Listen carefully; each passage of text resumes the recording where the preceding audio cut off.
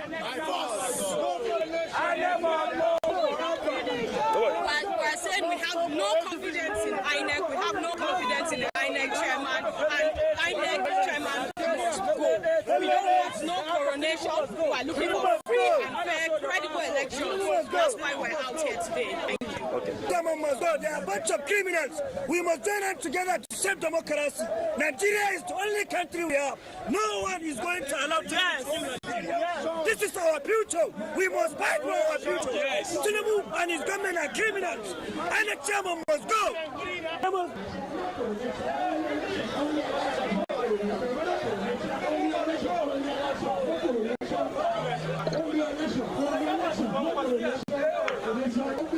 Only election, no coronation, no coronation, only election, only election, no coronation, no coronation, only election, only election, no coronation. Assalamu alaikum. Only election, no coronation, no coronation. So, wait, let me understand something here.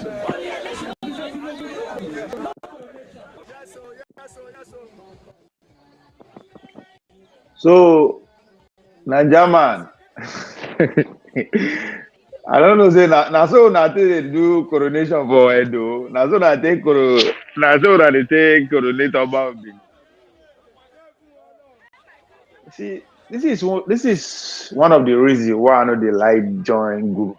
When you join group, you already automatically suspend your own thinking faculty. If you join group, you are subjected to be mobilized. I don't big past person here they mobilize. You have to organize me. If you want me to join your organization, you want me to join your group, you want me to join your party, you have to come and organize me. You cannot mobilize me. That's what I'm seeing here. How did they go from production to consumption, from consumption to production, now to wanting to save democracy? Like, how did that come? How did they do the math?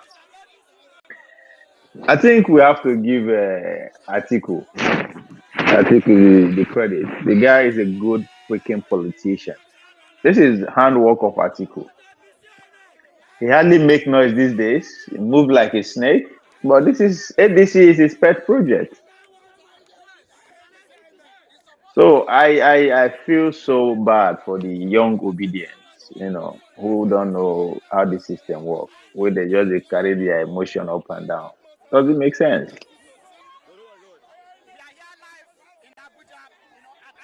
Now election now won't go compete for now. So looking at this group, in the next 2 to 3 weeks, they will separate. They will become enemies. Now the focus is so enticing, so tantalizing there. So because it's aiming at Bola Tinubu and APC, right? In one group, in one voice. In 2-3 weeks, they will separate. They will separate themselves. That attention that is 100% focused on APC and Tinubu will be divided. They will begin fighting themselves.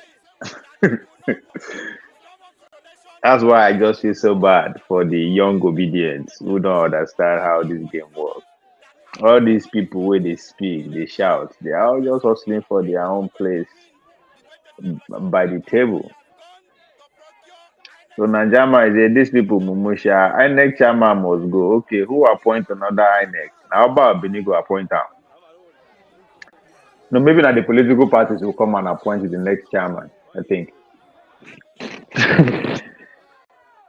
It just is. I wish that they do this kind awareness. I would call it. I wouldn't even call it the protest, right? Because they are drawing attention to according to them, INEC is not being fair. That's good enough. I wish that they do them every month, once every month since 2003. If only they were doing this once a month from 2023, I swear to God, they will not be worried about Bola Tinubu want to become king, which is ridiculous anyway. Oh, no, they would have been so focused that now they would already strategize. 10,000 polling unit agents here, 2,000 there, 3 there. But look at them. That's why I thought say, those who are looking for power in Nigeria are the evil ones. Now, them be the problem. People where they sit down, people where they power already. That's not. They are not. It's not the Nigerian problem. They are just there to settle all the how they take get to power. That's what they are doing. They are not. They don't care about it. But those who are looking for power, those who want them out, now there the leadership problem there. They fail to put in the work because it will take a huge amount of resources to organize people for a common goal. To mobilize people for a common goal, it doesn't take time. Take resources, but all you need to do now few months of insulting and screaming at everybody, just gather angry people, and you will get your result, which is to be present or to compete or to be heard. By the time article go about because all these things wey they do, as far as I'm concerned, the article Bola Tinubu are in touch. So they go drag this monarchical. You want to be king. Yeah, you need a all this noise. They will drag it to the die minute, 2 3 days, hours to die minute for presidential primaries. They will come out. They will tell say there's no time to do direct or indirect primaries. Cannot do direct primaries because you need logistics everywhere. You need people. You need INEC to be in 36 states because that's what direct primary is all about. Because every member of the party will vote. So what time do you have to make sure INEC is present at all 35 states, or 36 states, all the local government because they have to be a witness, right? INEC will tell you they no get money. That the money we then allocate to for the election has not been approved yet. Because if you want to do direct primaries, anywhere they want votes, INEC have to be present. So direct primary is off the chain, it's off the hook. No, that's not possible. Indirect, you have to start mobilizing delegates. Then the aspirants, they will begin complaining they don't get time to mobilize their delegates across the 774 local governments. So the only option that we have to settle for is what? Consensorship. The man who put the party together, who has been spending his hard-earned resources from day one, you can't overlook that kind of person. That's Atiku. So the consensus will be built around Atiku. Now, will Obi accept to be his deputy? That'll be great. But if he accepts to be his deputy, will Konkoso remain there? If he did, that would be great. Then we have a competition. You know, if these people are not ready to work together till their will fall off, till they die the last day, they are just deceiving the Nigerian people.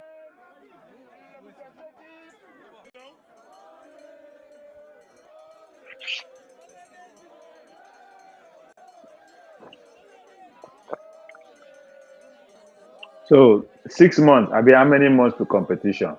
Now only one competitor we don't get, which is Bola Ahmed Tinubu. We don't know who won't follow and compete yet. And you now tell me he's going to lose. I don't know. So I think Atiku is a genius. Let's see. Yeah, waiting Mike to talk. Over proper status, and that's what the petitions and reverse them and give the proper interpretation of the status quo anti-bail. How wish that they gather like this treating an individual as a faction. since 2023, If once ADC every month. has no faction, as one agency, and Nigeria would have been consultation better. doesn't rhyme with the reality on ground. Just make sure that they do this every month for the past 3 years. Nigeria would be better. The government would have been in panic for a long time. Therefore, don't they do things without You but wake people. up now and just say you're a faction, But the you're people is guys not or their, the television station you it's not represent. their It target. doesn't work that way. So if you just dream that a leader then become a faction, no, that's not good. So what is the ADC Less than 9 months. considering 16 January election. is Good. still insisting that They should not insist. That's what No we have obedient brought like to and the share. that they should not insist. Obedient. They should revert themselves. They see me as if they from the public are be opinion. their opposition. They don't know say I'm their strategy. Even if they listen to me, if I don't go far, Bola Tinubu for the panic, no be now. All these characters. Let's go back to this character. That they should not insist. They should revert themselves, and you can see it from the public opinion.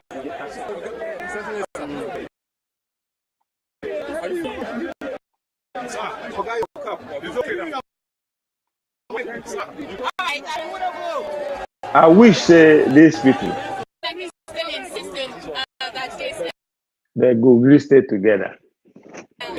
Right? They should not insist. That's what we are brought to. They won't stay together. Amechi and Atiku will be on one ticket. This is their now then get this party. This is their pet project. Amechi has been spending his last money because that's how the game is played. Alright. The first time when Atiku pick override Wike, people they forget the first time when Wike lost the competition to Atiku na for Rivers State, Port Harcourt itself, where they do national convention. That was 2019. Wike hosts the convention. They was hosting Port Harcourt. They spend a lot of money. But Obi outsmart town.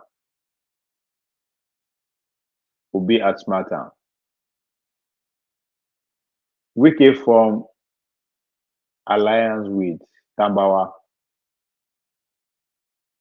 They lost. So that's why Obi ended up being his running mate. Fast forward to 4 years later.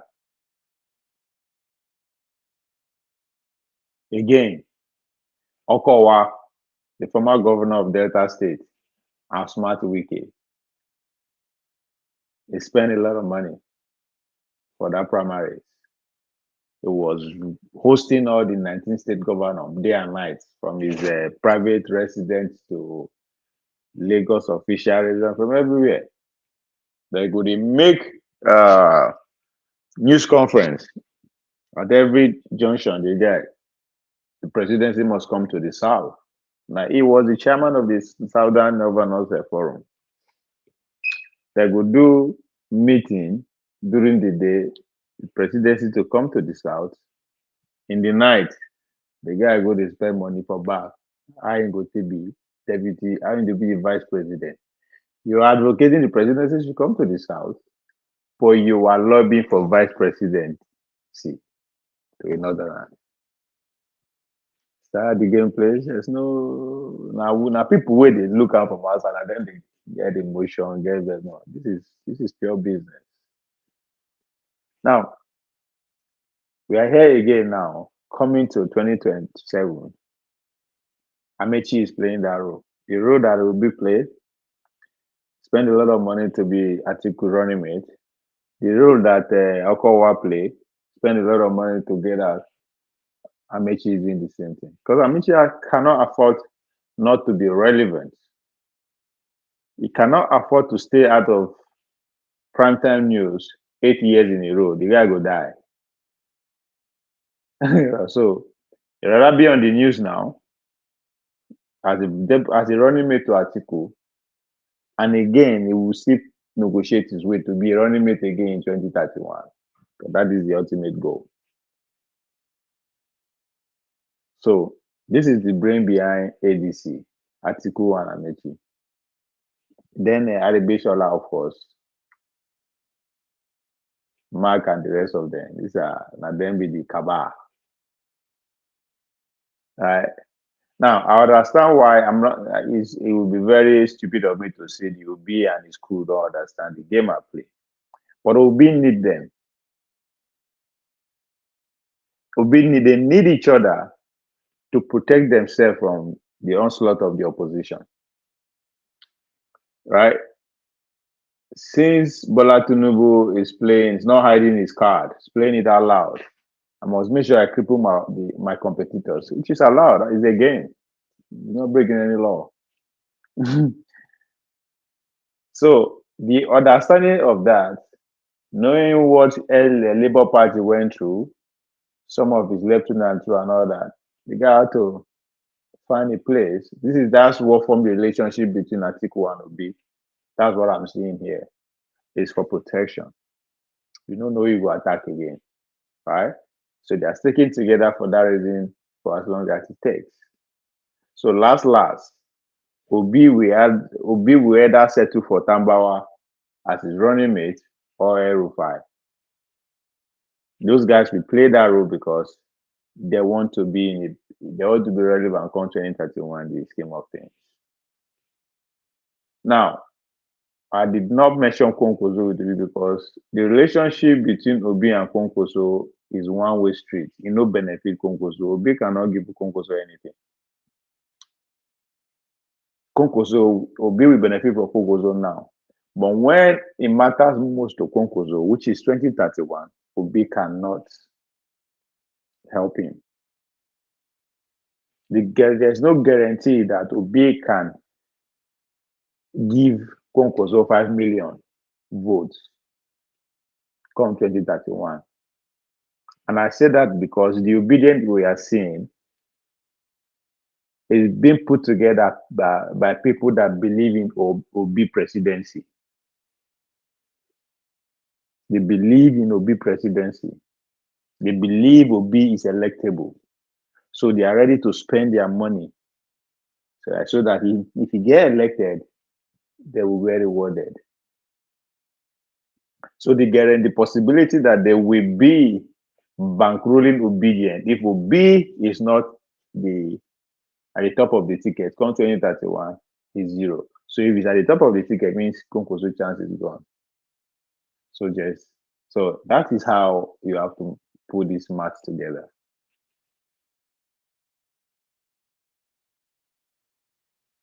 Obi will be relevant, but is he going to run? And if he's going to run, then he's going to compete against Konkoso because the gentleman agreement that they agree on is turn by turn. So Konkoso is not looking 2027.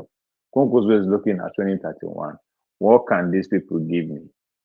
That's why I say Naim and Tinubu. Now, even if APC did not take him as their vice president, running mate to Tinubu, he will still be better off under ADC, under APC. All they need to do is to give him the Northwest to control. Not going to be easy, but it's possible. It is possible because Bola Tinubu will be stupid to allow Konkoso stay with Atiku, Obi on the same side. Should that be the case? They will run him over. So there are many ways to look at this. That's why I say, as time goes on, 2-3 weeks from now, you will begin to see the crack in ADC. There are too many stars. And you cannot start all of them as one if you are a football fan out there.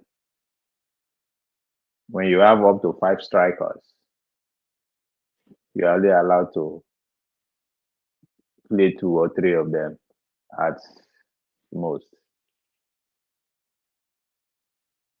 So you are meant to bring your A game. and no one is ready to back down because, again, the maths no hard up. I don't see Atiku stepping aside. It's not going to do that. Obi will not deputize Atiku. Well, we cannot tell say it's not possible. It's politics. But the possibility of that happening is very low. Konkoso cannot deputize Atiku. Makes sense. Nigeria equation. Konkoso cannot deputize Obi because Obi never give her anything. Moreover, when they asked him for BBC Hausa if he could deputize Obi, he said, "Why are you mentioning Obi? There's Amechi in that party. There's Atiku in that party. Why Obi?" As alone should tell you everything. So they would drag this court case, this INEC, and Tinubu is a king, democracy dying, one party system, there's noise till few hours to the deadline for primaries. And everybody go and begin answer their proper name. That's what I see play now. People will get voters card here, no reach 100 people. The rest are paid crowd. That's all. They not be even pay crowd these days. Now them they pay themselves. They get pay on a pay. They get a platform, so they get a lot of content to give.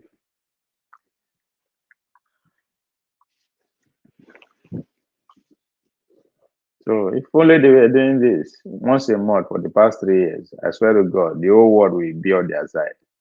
They should revert themselves, and you can see it from the public opinion. Forget your cup. It's okay now. All right.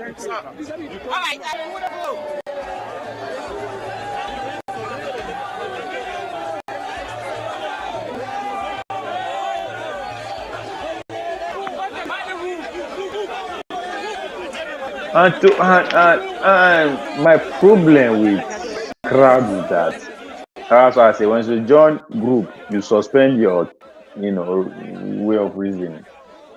Why be say now only Abuja did they do this camp protest? That's nobody they just pause for a minute, ask, say come. If we really want the president out, this thing is supposed to take place simultaneously across the nation. The people with their own copy, no king protest in America against Trump that took place last month. Now the whole state, in fact, nothing less than 30 states, 90 protests they happen at the same time because that is where the voters are. You are trying to create awareness to the Nigerian people. You they do am for only Abuja. And people could not sit down and pause say come. These people that they use also. So people like Peter now, it doesn't need to get paid already, but it's already been recruited into the system. Right? There is payment now to the future and from platform, right? Arise News, News Central, Symphony is getting there. So once you begin to see them, they appear for those kind of platforms and they are paid with that because they are exposing them to the national assets for them.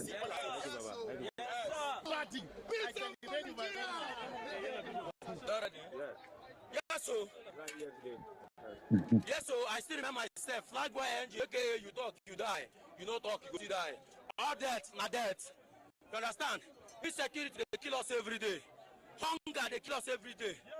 Unemployment, they ravage the country. Insecurity, therefore, all this their star spokespresident. Therefore, just spread them around. If Peter money making go in state, go organize the protest there. Give all these people, just make resources available to them. Make them stay their place, they carry this in. Government go shake. I don't know why. As I said, once you join group, your sense of reasoning will mute them immediately. They have to bring out the families of the victim. He was now shaking them. Isn't that national disgrace? Whereby you cannot go down to the grassroots to see the people that you suppose it say they elected you into power. We are saying that the mandate of the people must prevail. And it is time for the INEC chairman to come out and tell we Nigerians if he's a party member of APC or if INEC as an institute has become a support group of the APC. And we as well-meaning Nigerians, we are saying no to it because no Nigerian is more Nigerian than any Nigerian. We have been suffering since 2023. We are saying no to it because 2027, what we are coming with is that if INEC chairman should try any form of rigging, my man, this 2027 is rigged and we don't care how we do it. The revolution is coming. The people will stand up and the people must prevail. No amount of People no be Abuja that they stay now. The people where they stay Abuja no the 1% of the people will now they won't make a revolution. But you all spend so much of your time in Abuja. We must protest because we have That the chief doesn't make protester sense. there in Villa. So we must protest. It's a must. To ensure that you uphold internal democracy because it seems that this is what may have led to what's that doing? No, that's not correct. That is entirely false. You see, if you are talking about the ADC, the ADC that transmitted into the ADC, which is ably led by the Senator David Marks, NWC, we uphold internal democracy at its highest. In fact, what you are seeing is as a result of the G3 of the ruling APC, which is led by People will say they want to say democracy. By the time they start their own primaries now, they go complain about injustice. even the NDC that was registered with they are already in court. So these are the handiworks of Tinubu and the APC, and Nigerians are not unaware of these tendencies. So it has nothing to do. My problem with they say that democracy, Bola Tinubu is an enemy of democracy. Their own primary they come, they will not do it. Democratic process will not take place. They go manipulate the process in the name of presidential candidates, but they go say they want save democracy, and people go dey shout follow them. Fucking crazy. It has nothing to do with lack of capacity to resolve this issue. If you look at the trajectory of Senator David Mark, even as the 6th and 7th president of the Senate, you saw how he meticulously managed that assembly of diverse people.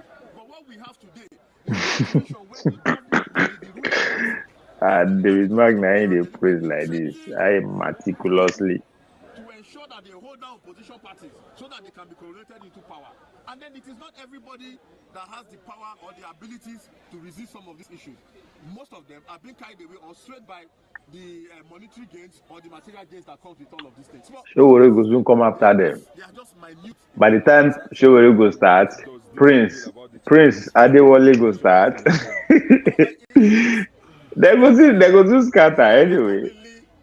Say that the opposition parties Because the court verdict they wait for, they will wait at the 9 minutes before court will come out and say, okay, yeah, INEC is on the wrong side. That the David Mike leadership should stay. That's it. And I will come and tell you on Thursday, well, there's no time to do primaries, direct primaries, indirect primaries. So we are going to settle for a consensus candidate. And that's our ticket. Those will go first, go first. Those will won't stay.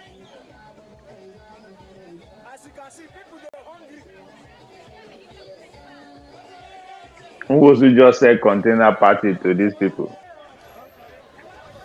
That also of a guy. That guy na Tiku boy. I'm speculation. I can't say for sure, but Naibo man. Tinubu I think has a good relationship with Southeastern politician. He was a custom officer who was making container move around the Atlantic Oceans and into the inlands of Nigeria. Easy BD. So I no go surprise. See that guy. Article they work out. This is the guy now. Let's Tonight, listen to that. we focus on the raging leadership crisis, tearing the African Democratic Congress, ADC, apart. The recent delisting of the interim NWC of the ADC, led by Senator Article is Mark too Lopez, experienced, put opposition to be coalition caught in in this the kind of country shenanigans. on I ain't they bias do and am. sparks legal and public debates. It's The INEC responsible. hinged its No decision be on a I just cooperative pointed the ruling finger in to the wrong respect to a person. suit filed by a former deputy national chairman of the ADC, Nafiu Bala. The ADC leadership accused the commission of meddling into its internal affairs, and of course, working to support or in the interest of the ruling APC. On the platform tonight, we have the founder and pioneer national chairman of the ADC, Chief Rafun Wosu. He joins us to unpack All these Igbo men, we start small party, they are cashing out. or rather, NFPP founders have na Igbo guy. situation. We then Thank you cash for out with joining the them conversation. with Congo. So, Right. But before we commence, Naija man, I don't tell you, go register your party or form a small movement. Makinde has expressed fresh worries about the trajectory of democracy in Nigeria, cautioning that the country may be sliding towards a one-party system. And in this letter titled "The Business of Governance," Makinde These are the people with their own party. The idea of Nigeria becoming a one-party state are increasingly feeling. What make me to listen to these people news at times they vex me. Back in the way their own party, they could not even maintain democratic process in their own PDP party. They've been at war for the past 16 years since they lost power. But it's coming to preach one party system.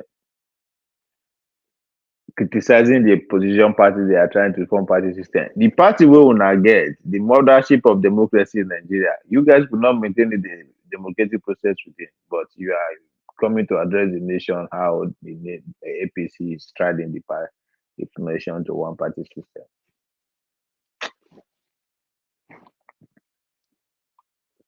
Fucking insulting at times. They hear these people talk. And opposition groups are steadily being sidelined. He further warned that the nation appears to be drifting into a pace marked by silence, apathy, or disengagement, noting that such a trend could.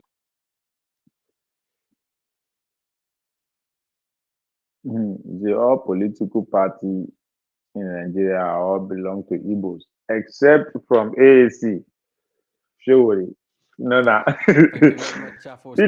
PDP not plenty pass. I don't even know. Then To our conversation, I told you earlier, we have in the studio Chibrafon Wasu, the pioneer chairman Labour Party of Naibo the African Democratic Congress, the ADC.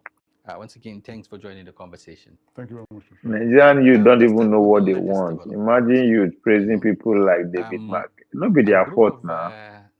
How many of them know David Mark? Of your party, the ADC, led by the Abia State chapter. That's why I thought say the leadership problem that Nigeria has. Those people who want take power. They could not lead the average Nigerian young people to the right direction, but they want to lead the whole country. David Mark leadership of your party. Though they said they are not loyal to any of the two sides, including Nafiu Bala, but they are now throwing their weight behind what they call the leadership of Dumebi Kachiku, which they said is the only legal and authentic Najama, PDP na class of citizens, na them found them all. Understand this. The Obasanjos, the Atikus, the Lamidos, the national leader, or Ekweme, ADC. And what do you make up with this resolution of the state chapters? One party, maybe one person from PDP, Najama. It's unfortunate, but what is developing, I say we don't have factions in ADC. I can tell you that. You mean including the Nafiu? We don't have any factions in ADC. All that you're seeing are footprints of the present government. How would you support that? Do you have evidence to back this claim? I can tell you that 100%. I'm one of the principal persons who put together this coalition, and I know the type of pressure on me personally, and so on. And then I know how I was able to put them off. But having said that, the coalition, I mean, we get a lot of intelligence. I mean, in ADC, we have. Najama, people where they finance the party, when they don't float the party, is different from people you find out. I understand what you mean. You need to understand when they formed the party in 1998. So most of these principal guys who I call you, so they see the government. They cannot bring money out directly. So that's why the people like Uzokalu, Rochas Okorocha, uh, uh, these brothers, Ubadem, right? That's where they come into play. So I get what you are saying. Men we found PDP, the signatory to PDP, I think they about 10, a bit 13 of them. Now cut across them, Tony Anene them, Obasanjo them. Now then get PDP now. A military party. So the money would then take run all the election where they talk. That's where Atiku self coming to play. You don't forget the Atiku, as in that time in the spending bar, when he take run for governor of in state, you win before they call out, maybe you come be vice. So I know what you are saying. I know the Igbo people spend money. Now them be the business people then. If you no okay, what if you be problem today whether they accuse us say work say other IBB, INT Hammer. You understand? So if you remember during the military era, that's where the now businessmen and then make money, especially the traders. You use them to funnel money to invested in their business and all that kind of stuff. Them this man will still be quote unquote where I don't start to. Nah, I don't know. You see me, I go check the financial of parties in Nigeria. I understand what you they talk now. I know they argue with you who they sponsor the party now. I get you. And I just tell you why it's like that. Okay. The reason why it be like that, now Igbo people now then they business. And their business are always in partnership with the military people then. You understand? So when they floated this political party system, 1998, most of these men they see the inside government, the David Mark, the Obasanjo, all of them they see the inside government. Don't forget. So the money, their money was through special purpose vehicle. That's why I say the accusation of Obi that you work with Babangida. Those are the results. So that's where the money. That's why you see the money they come. They have to they bring the money come from the Igbo side and then finance the party. I agree with you. But especially PDP. PDP now a legacy party now. That's why we always say now we say the founders they don't die go. Now only Atiku and Lamido. Now said now then be the two remaining signatory. Well Obasanjo, but Obasanjo, well, it's here in membership card, but we all know that now for USAID purpose. You understand?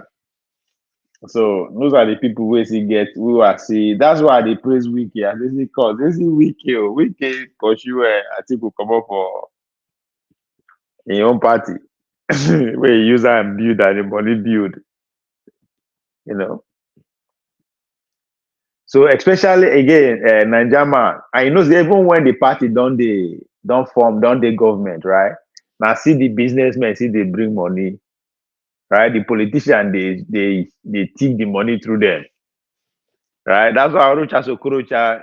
I mean, if you remember, what people they think that Showore was the youngest person to run for president. No, now Rocha Okorocha, people seem to forget when they bring a top boss, this top boss where musician they use, where they get TV, fridge, and everything. It was the first person to bring up for campaign for Lagos now. So people they forget.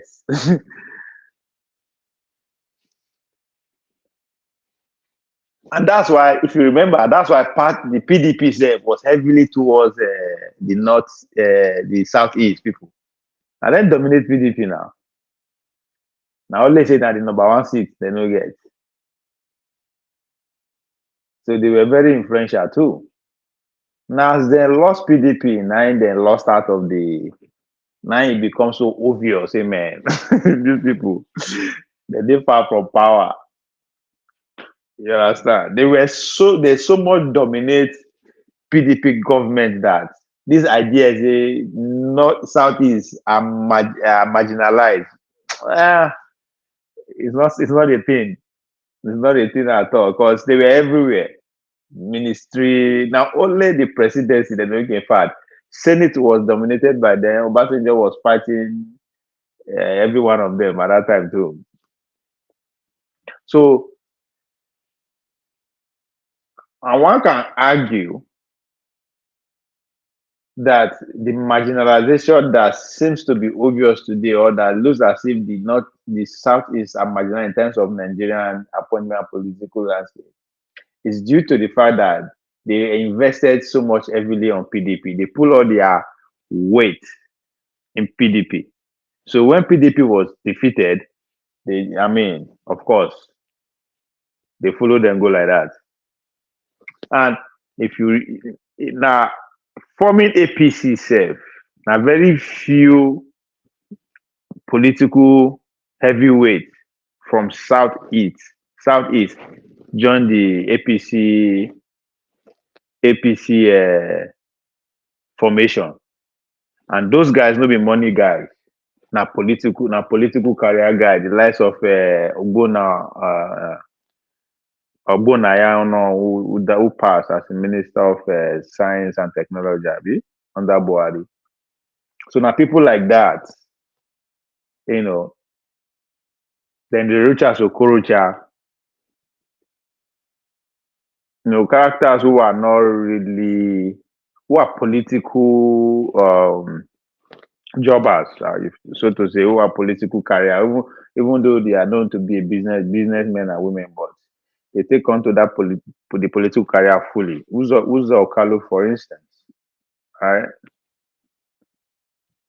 So PDP losing power affected the Southeast pretty much to the point that even today they see they suffer around. While the Southwest kind of invested evenly. They were, apart from Bola Tinubu or Lagos, who did not go, who PDP could not sweep over. PDP pretty much, then they went around all the states, in all the 6 states in the Southwest, during their 16 years there in power.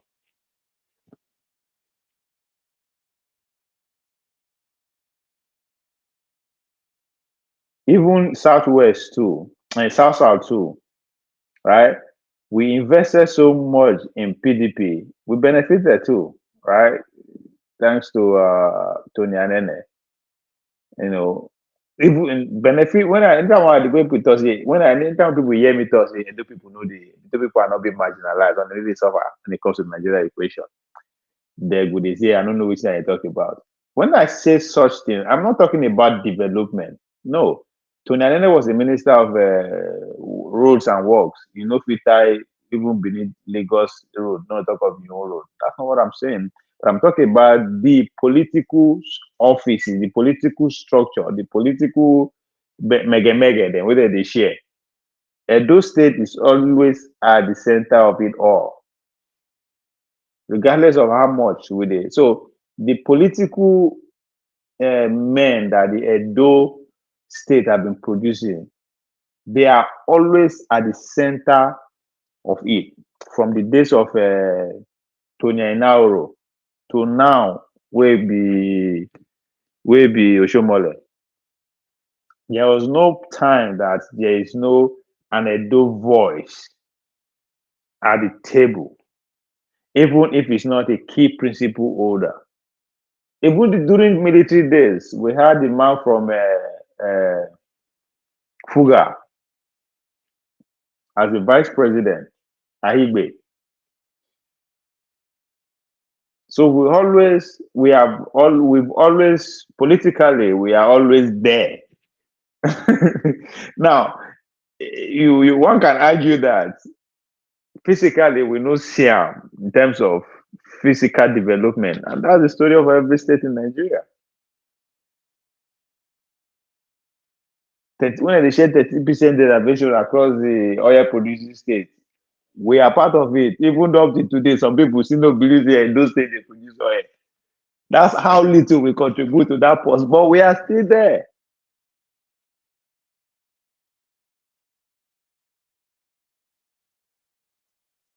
So in a way, the South they still play their, they even play their game. Now Wike is there, running this game. Shout out to Wike. We see now Wike OPDP for also. Everybody don't allow PDP. Wike the OPDP for South. And somebody will come tell us that we are not going to be president, call 2031 or vice president. We will die there. We will die there. Even though now Shomol, let's say we will rally behind them. Yeah, even Muritola too. It's after Jonathan lose in 2015, Igbo marginalization start. Yes, because it looks like marginalization, but they invested too much in PDP. They put all their basket in PDP, thanks to Obasanjo. And they were rewarded heavily too. People don't seem to talk about that. So the problem where they get, not their political calculation, right? But somebody, I know, first you understand why then they fail to put their weight behind Habga. If the whole Southeast be Abga, if the whole Southeast be Abga, do you know what kind of bargaining power that is? Just look at Konkoso. Konkoso now only Kano. Everybody does say they control. He go come out boldly with full chest. If you don't make me presidential candidate or vice president, I ain't coming. So imagine if they control this whole Southeast as a ABGAP zone. Now your demand will be that every 4 years. If I'm not the candidate, I have to be the number 2. If not, will they go the other way around? I mean, maybe they see this. See, that's why at times, I kind of look towards the Biafran struggle. Those are the forefront of the Biafran struggle. Even though they don't like the way they do them, I see what they are doing. Because this current political class, from Obi to every one of them, then they fear. The whole world is practicing identity politics. Matter of fact, that is what representative democracy is built upon. It's built on an identity. Because the whole idea of the people need to be represented, they're talking about the poor people. Because now the rich see the government society up to today. So there's a need for further representation to bring more poor people in, because they don't get the right to vote in the first place. If you don't get property, you don't be vote. So now identity politics be representation the democracy. So for the fact that they are scared to come out and say, come, yes. There's no how we wonder. I mean, we be Igbos. And regardless of how we wonder, that's who we are. These people, that's how we identify ourselves. So if not fear of being say they are sectionalists or I don't know the kind tribalists because they dominated one party. So the fuck it, so be it. Nobody then dominate one zone.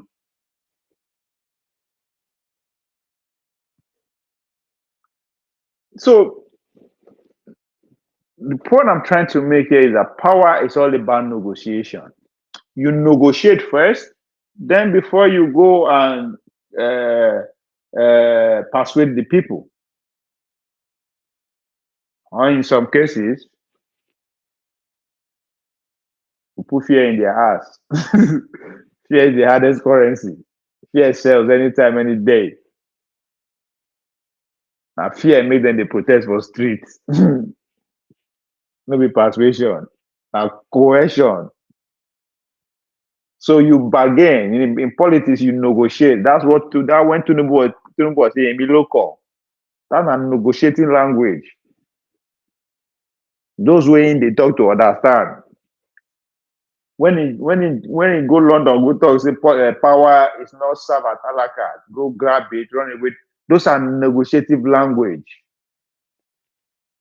When Trump they thought they ain't go bomb the whole civilization. Those are negotiative language. Can he do it? No, he can't. But of course, now the heat of the moment. That's how this game is played. So the fact that the Southeast could not just capitalize on the fact that they have a political party that they can use as a bargaining tool instead of coming out they hide. Obi they hide, they make call. Yes, that. You are a fucking Christian. Why are you hiding it? Bola Tinubu when no sabi Muslim prayer self. He come out boldly, Muslim ticket, and he won. You will be Catholic, they chop communion since where you be 5 years old. You they hide. They hide, they call pastor.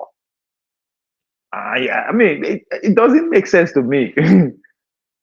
It doesn't make sense. Whom are you scared of?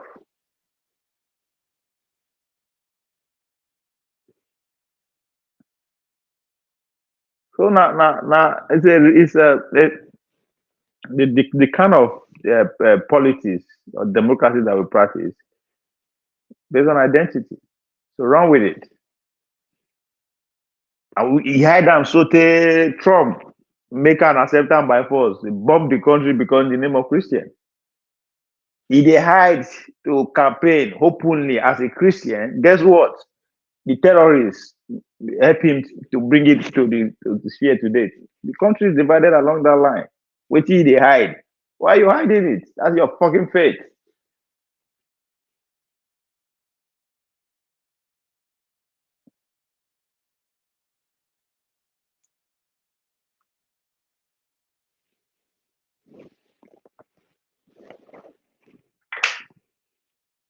Anyway.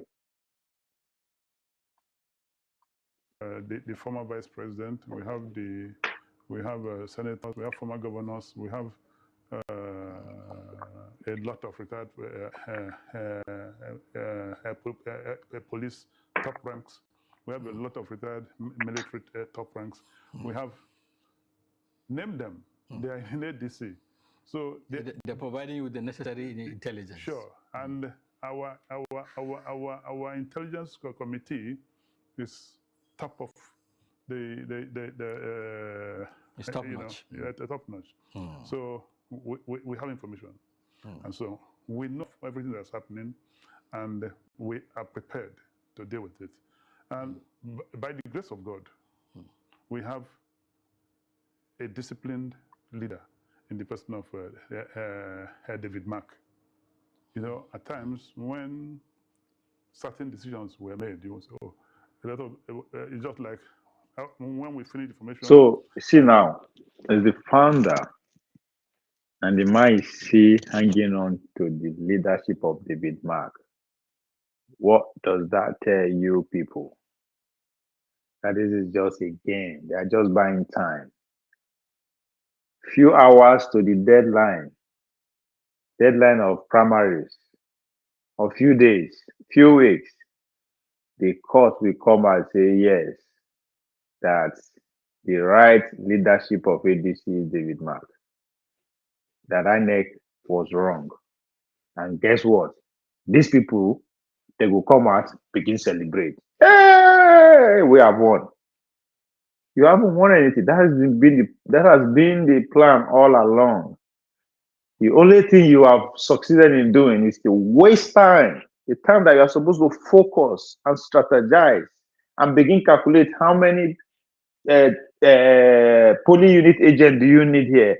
Do you trust the guy that is going to like? How are you supposed to think the user and they shout for streets? And guess what? That's not even the cause. The cause is that because of that time, we didn't buy the idea of direct primaries off the window. They'll tell you there's no can INEC will not come out that they don't have enough manpower and resources to supervise your what direct primaries because you could take place nationwide. Every local government they will have to have representatives. That's just one of the excuses that they will give if you want to go that route because there's a time no day again. Two, indirect primaries, whereby delegates will vote. Now that time within themselves, within the presidential candidate within they will begin complaining because they don't have enough resources to start mobilizing their delegates now because of time. Again, indirect primaries up the window. The only option that is left is what? Consensus candidate. And I will put my money down. There is no way they will overlook article. Because now money and I'm making money, they put this ADC together. So when that is the only option available, doesn't matter how they shout obedient, and Obi or not in it, it's not going to fly. No matter how Konkosi are rich, it's not going to fly. So by the time they now settle for constitutional in the name of article, what choice do the obedient have? Accept the running mate or you go. What choice do Konkoso have? Accept to work with him like that or you go. And that's exactly what I predict is going to happen.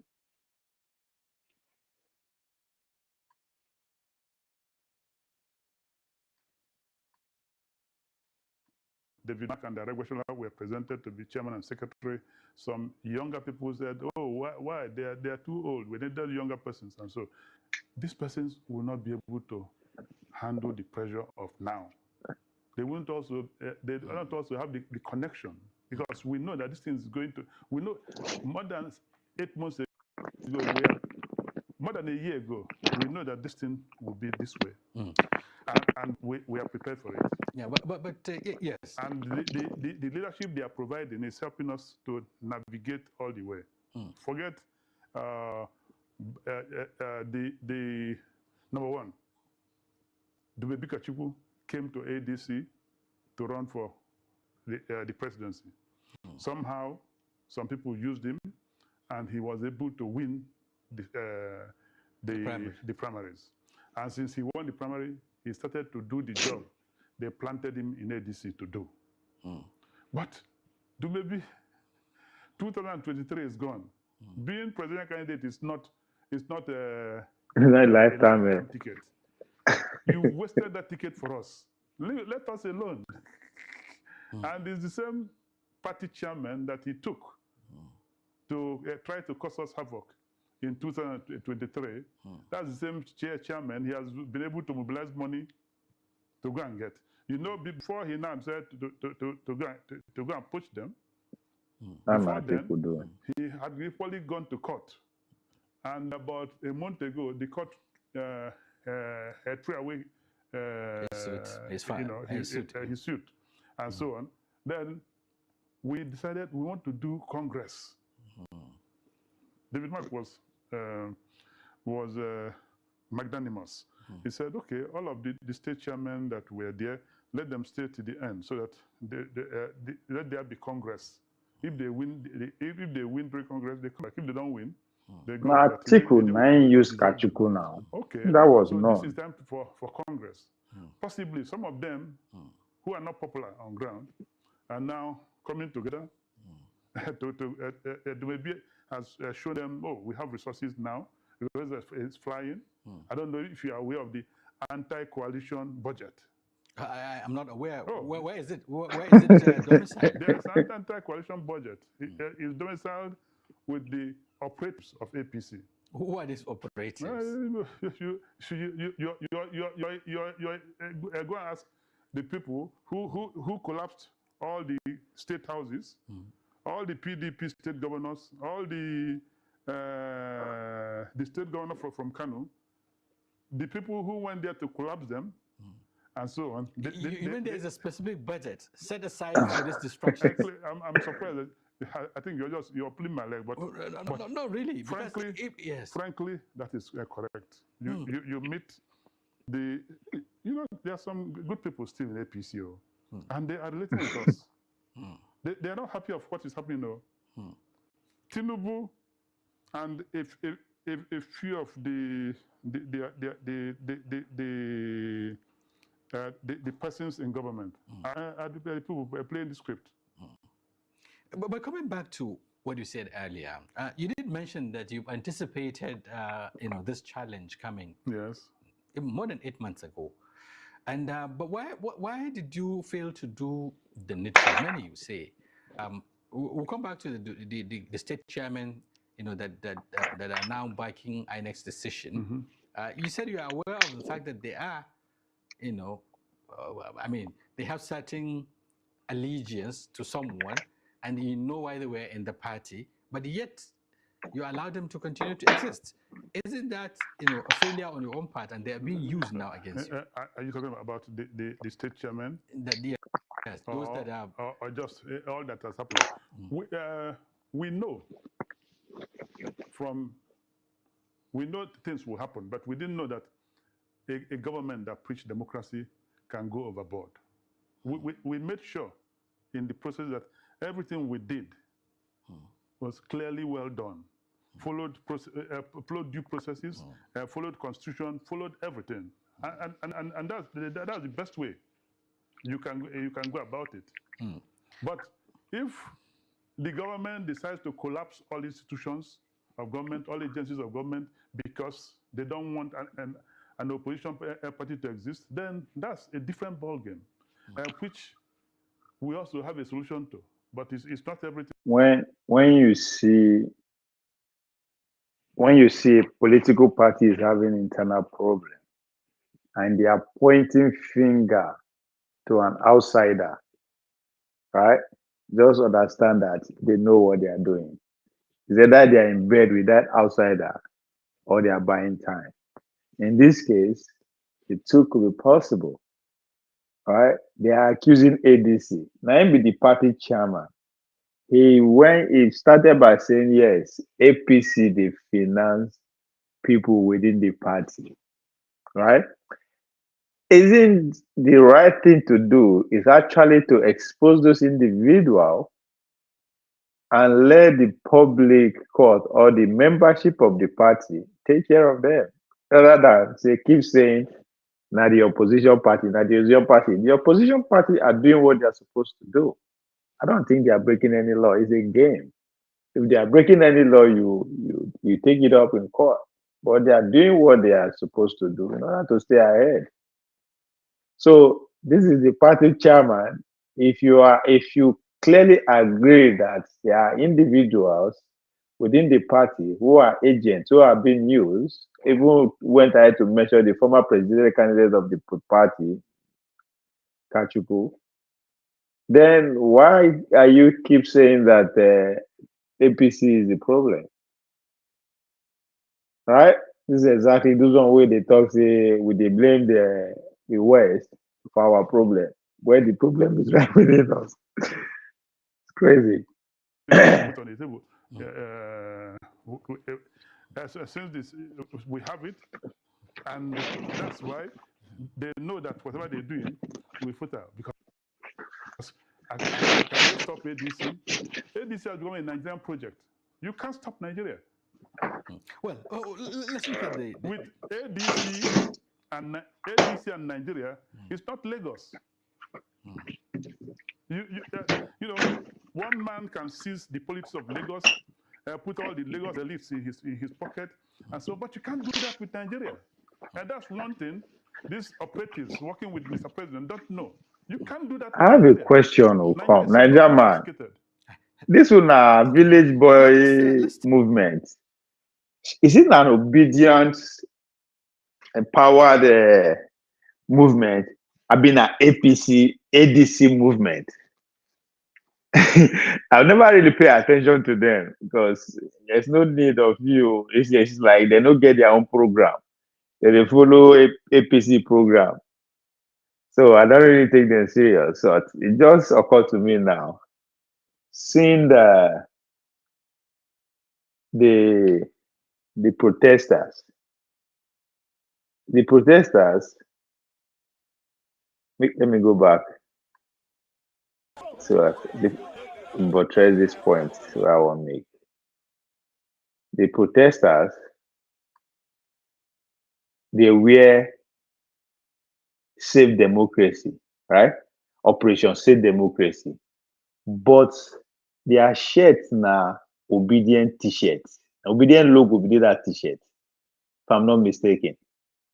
So why the Concosia movement are still in their own we see there, make I pull myself. We still there in our red element. Eh? So I don't know if anybody is seeing what I'm saying. That these people are deceiving the Nigerian people. But I don't know. This is supposed to be a joint ventures. At this point, if they are not singing the same song, what does that tell you? So they are doing their protest operation because I know the Obi slogan for 2027 is Save Democracy. They are going to go from consumption to production to save democracy. So this is obedient. See, this is their t-shirt now. Both the guy on black. That's my obedient logo now. So, which brought me back to my original question. The village boys movement, is it an obedient powered movement or an ADC? That's I'm genuinely asking. I don't know. Man can seize the politics of Lagos, put all the Lagos elites in his pocket, and so. But you can't do that with Nigeria, and that's one thing. So you say what in Nigeria? You said as APC launch city boys and then themselves launch village boys. Yes. So that I know. That's why I say that's why they know they're serious. These are the things I've been advising them from the beginning after 2023 election. Made them get their own things going. No. So they no get a program. Well, the country now one political system. So I don't know why I one party system before. People just they never want to come to that realization. So they no get program, they just the copycat of those who really want to win election. So if city boys do something, if APC do something, they will go replicate that. And again, their followers could not sit down and think. These our leaders are not really in tune with us in terms of the kind of change that we want. They are just buying time for turn by turn. Just like Atiku is using ADC and INEC to buy time for his political ambition. The same way, Obi2 is using ADC as a shield to dodge some of the bullets that will be coming from APC, but people just could not see. It's jobless people APC movement. Well, at least it's a movement. That's an interesting name. And there are plenty of people with that. You know how many people don't get job for Nigeria? Yeah? If that is a movement, that's a winning movement. Oh, that's a winning movement. Okay, Rika, that's a winning movement.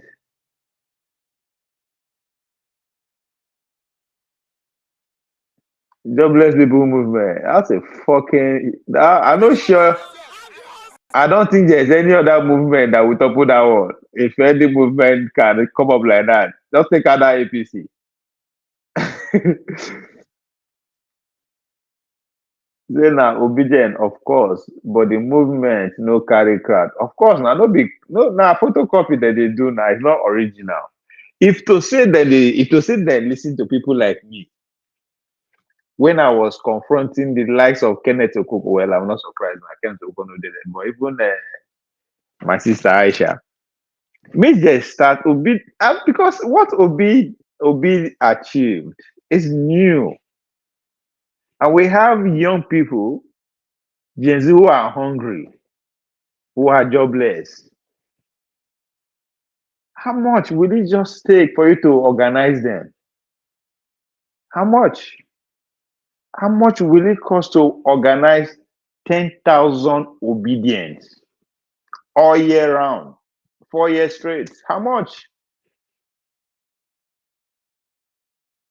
But they won't do that. They'll come, they do photocopy. People wey start city boys, they don't plan out. But it's internet. You can design anything within seconds. So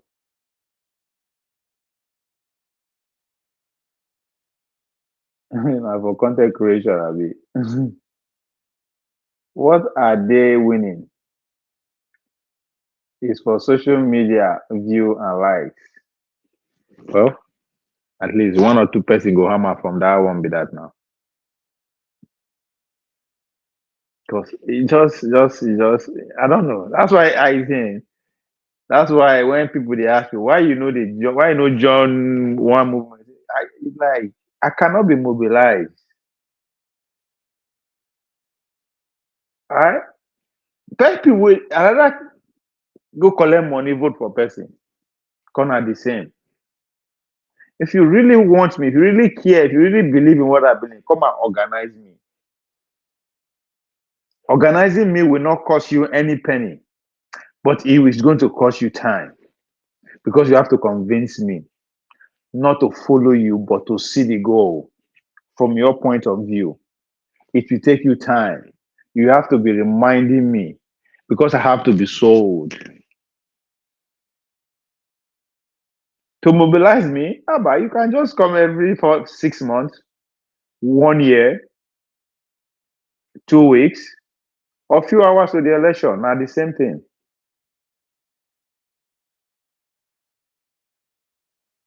If you are mobilizing people 6 months, 1 year, matter of fact, if you are mobilizing people 2 years, 1 year, 6 months, 3 months, 2 weeks, 2 hours to election, they are all the same. They are all vote buying. Because you start that late because you believe money can do it. If you put money here, there, and then make noise, people will come together and you'll be popular. But if you actually in for the people, if you are not in for yourself, you are in for the people, it will take you more than 4 years to actually soothe yourself and your idea in people's mind. If you to actually understand, to grasp what I'm saying, if somebody tell you his or her name, pronounce that name, call that name 4 times, it will stick.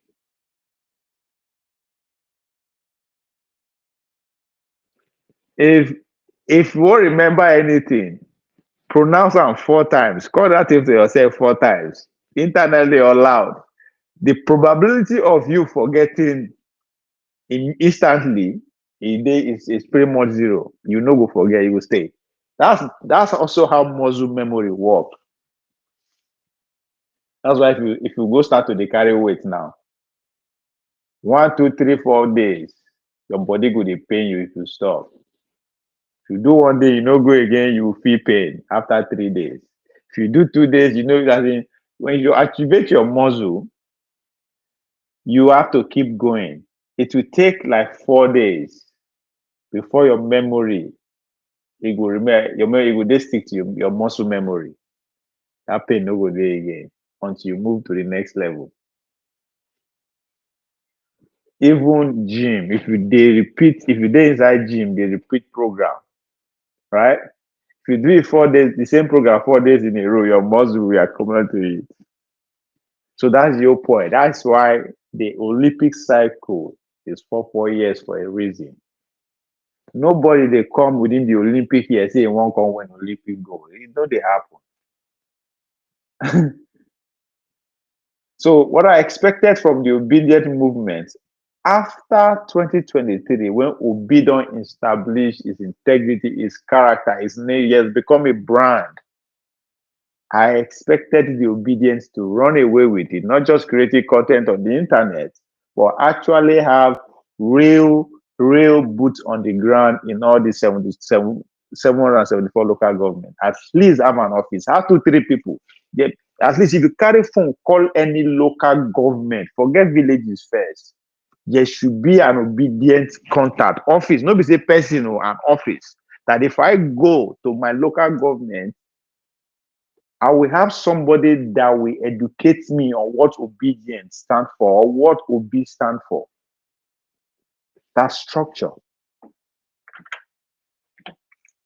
If to say they do that for the last 4 years, I swear to God, they no need to worry about Bola Tinubu, the by person. It will be very hard. Because they will also be forced to spread. Not just to spread, but to be active. And again, this is their noise where they make for streets. If to say they really care about the Nigerian people, they actually want to sensitize or educate, inform the Nigerian people about the injustice of the INEC or whatever. They will do this thing once, at least every month for the past 3 years. Imagine, say, Tinubu, Obi, Konkoso, and the rest that they sponsor this kind of awareness protest once every month since 2023 till now. Tinubu will be forced to pay attention to the people. The money when they spend to lobby, the money when they spend to put agents for every other political party to destabilize them, he will use it to the people. But guess what? Even the leaders know it is more costly. It is more costlier than the other alternative, which is what mobilization. I was going to sit down, come back 1 year to election and begin. Say this person might be the problem, that person are evil, this person are this, before you know, just tap into the anger of the people. After all, the government has been doing a good job by making sure the majority of Nigerians are always in constant anger. Their agenda is to keep you angry. Once you understand that, you are free. The agenda of the elite is to keep you in perpetual anger, because if you are always angry, you don't have time to think of solution. Even when the solution presents itself, you will see them as problem, you will begin complain. That's what constantly in the anger mode, because you have no time to even strategize. You're always angry. Anybody way. So for that, because you're only in that constant state of mind, why do I need to come and preach to you, trying to convince you to see solution? That's too much work for me to do, because I have to calm you down first, diffuse you from that tension, that state of mind, before I will begin sell you an alternative. That's just too much. Hell no. All I need to do now to just come pour small kerosene for that your anger state. Boom, I'll get with you. So I will speak to your state of mind, which is anger. I will come say, yes, you are right. You are right to be this angry. That is when I be the evil. That's when I be the evil. And that's all I need to do. Not to necessarily win, no, because it's an agreement between me and the victor already, not turn by turn. I just need to buy time. I want you to channel that your anger towards them, but always see me as an alternative. So even though somebody else is coming to tell you, come now, they say you will not want to hear that. This way she will fall in between this Obi and Tinubu group of a thing. It's hard for him to penetrate the Nigerian people, because they have seen somebody who has invested in their anger, which is Obi. Obi has invested in their anger by constantly reminding them, not just by doing that, he teamed up with his friends to finance that hunger into a legit movement.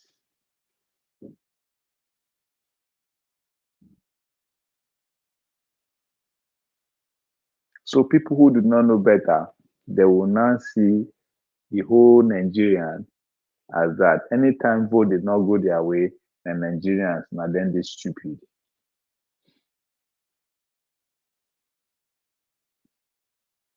So whereas when it comes going closer to the competition, when the opposition is busy investing in your anger, the man in power will just go behind you, go tell the real voters they call no mind them. They're always angry. They're angry because they know they where we did. They know where we did, they know we do better now. Just take this 2,000 naira. May it go day first. He's also right. It's also fucking right. So it is a game. That's why when I say game, people tell you now human life they take play. Not be human being they play the game. Now goat, Obi na goat, Tunubu na sheep. Is it not the human like me and you? You made yourself available for them to manipulate. Especially if you can't decide to go join group in the name of movement. You don't have time to rationalize things again because now you are with the majority. The majority is always going to win. Everybody that move.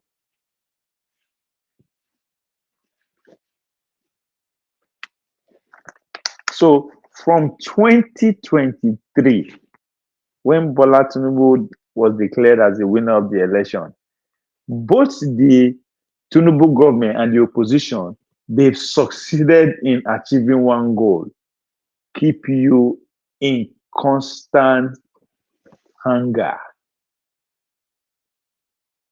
Tinubu go fuck up. Obi will come and remind you. Because of that fuck up, now make your life miserable. Atibu will retweet out. Before you know, Aisha go public square. This person go constantly telling you to be hungry. Constantly. Right? So nobody, even when somebody was able to withdraw himself and see clearly and say, come. There's a better way to do this thing if we really want to take these people out of power. How? Let's go and meet the majority in the villages and anywhere they are. And just stay with them for a minute. Stay with them for 3, 4, 5 years. And we don't become family with that. They will never forget us again. No matter who come preach to them later, they will see they remind us. Unless we stop coming. Nobody can think like that. No, because everybody is angry. Anger sells. When was the last time you go, even the platforms where they sponsor? When was the last time you go there where you see that they actually strategize? They actually counting their wins. They actually say, come on, this month, there were 5 obedient who actually, tore southeastern schools, who tore northeastern market, who carried the obedient message to Agwan Uku. No. You just constantly to see, this person, because of Tinubu fuck up, he died for that place. This person go there, Tinubu, he just fly go anywhere. Tinubu, he's borrowing money. Everybody just they bombard you with anger. What is the goal of those in power? If I don't enter house, finish. I don't want people outside to know my business, what I'm doing inside the house. That's what power. I don't need power now. Let me focus. I mean, no, I think get here. I understand say when I the shout, when I the contest, I get, but it costs me money. So let me focus on how I go take balance this equation so that I go get the next promotion. But in order for them to achieve that, they have to constantly either put you in a confused state of mind, anger, or just direct your attention to a different place. See them. When then day 2023, 2024, 2025, one of these movements once a month, they don't need to worry about the waiting Tinubu they do. Tinubu too will not be worried about them. Tinubu will be focused. If they do this thing once a month since 2023,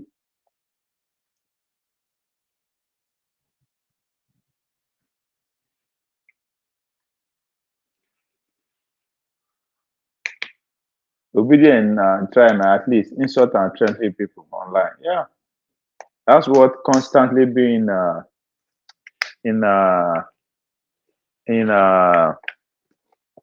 anger. When you're constantly in anger mode, that's all. And insult, we just insult everybody. Because there's no time for you to rationalize things. From hustling to survive, hustling to pay bills, hustling to be a friend, be a father, be a mother, be a to hunger. You don't have time to say, come on. You know, these people say, these Tinubu people say, oh, this is what they do. So the thing was, this move where they make, so they actually screw that guy up. Let's go and meet that guy and see if we can work with him. They don't.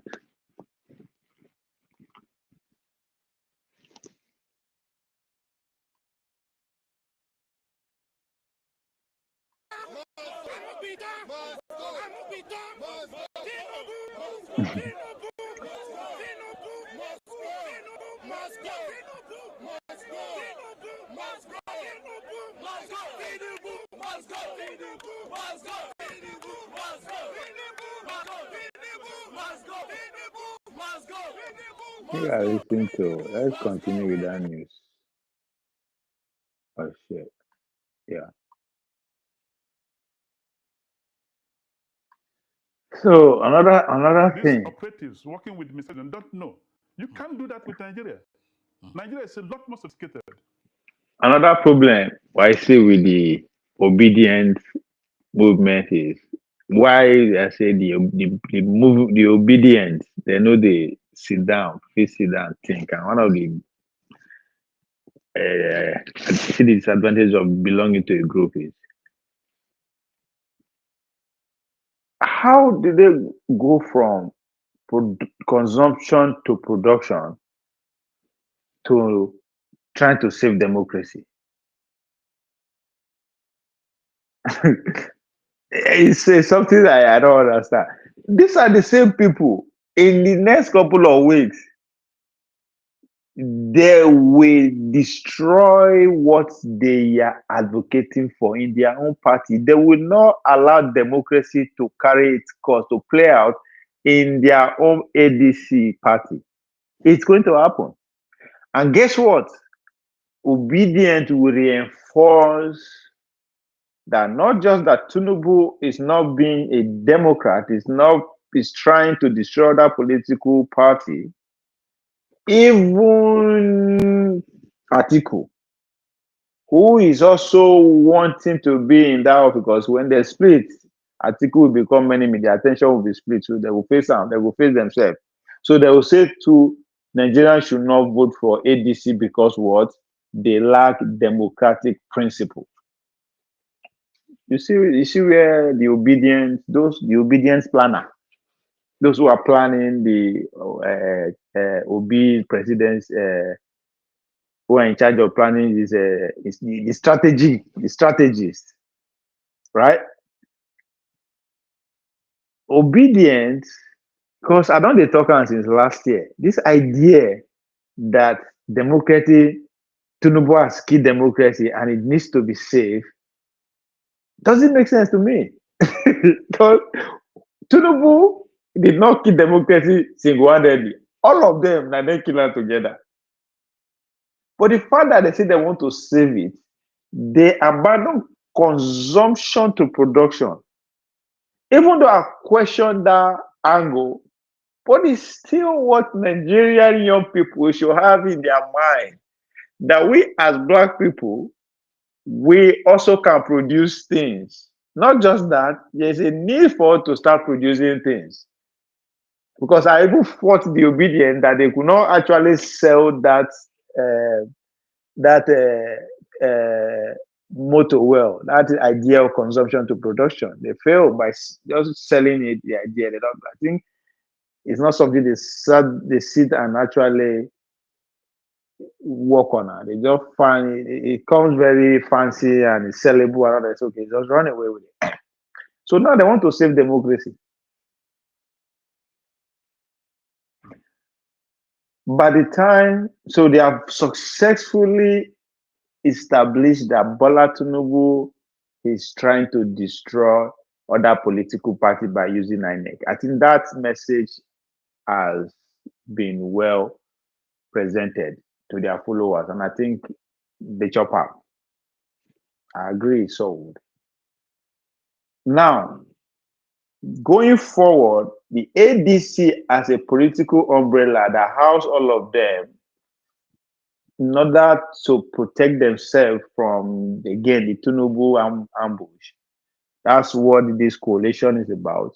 They will also split, but that split will come in the form of violating democratic norm within their party. That's how they will frame the crisis, right? The court will come back and say David Mark leadership is the right leadership to go. Going by what the chairman is saying, right? But they already waste a lot of time.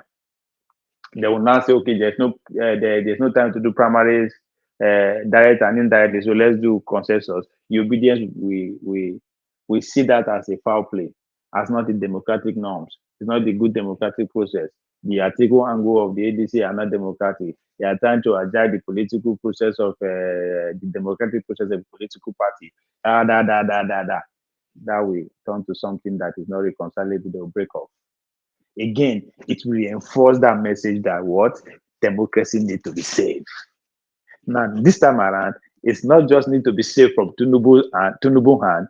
A democracy need to be also be saved by not allowing the article wings to become victorious come 2027. So they're also a bad agent to democracy.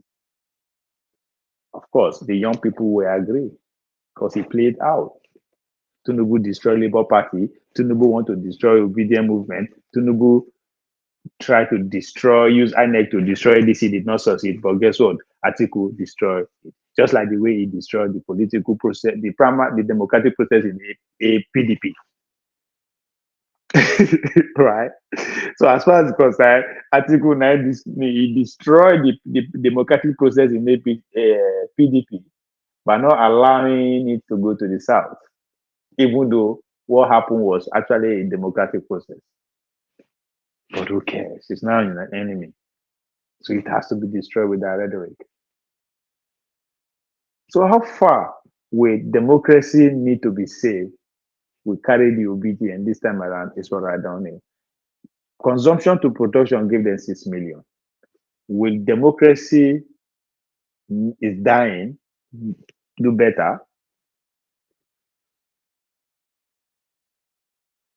Well, I could be wrong. That might not be their logo. That might not be their motto. That might not be the policy that they're going to prevent in Nigeria. That they are the only people with the capacity to save democracy. I could be wrong, but I'll take my chances. Okay, let's stay on this because you did mention that you've done all that is necessary to ensure that you follow due process. I know the best for them. They classroom. Talk to me about the learn. What happened, because there is this allegation that legacy NWC members were promised certain positions at the point of transition to the David Mark leadership. Take, for instance, the man in Konta. I mean, they are at the center of this controversy, Nafiu Bala. He was then the Deputy National Chairman, Northeast. And he magnanimously agreed to accept, according to his own side of the story, the national vice chairmanship of the party in Northeast.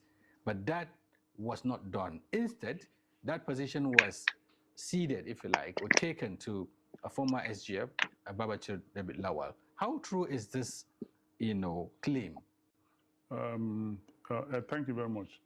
Bala is my.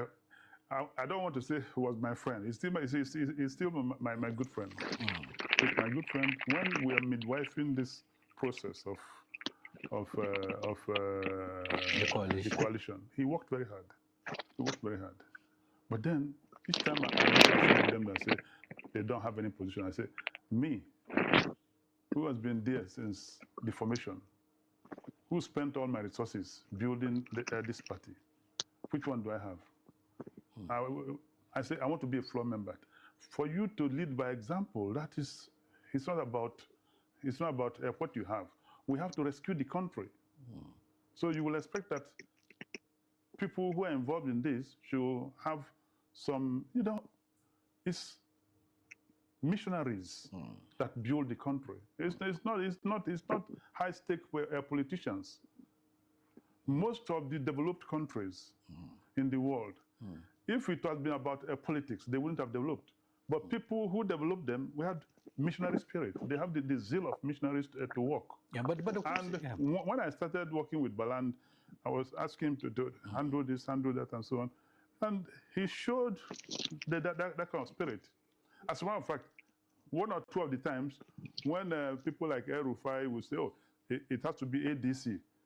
But I would say, come, national chairman. These people say it says DPO. And so what do we do?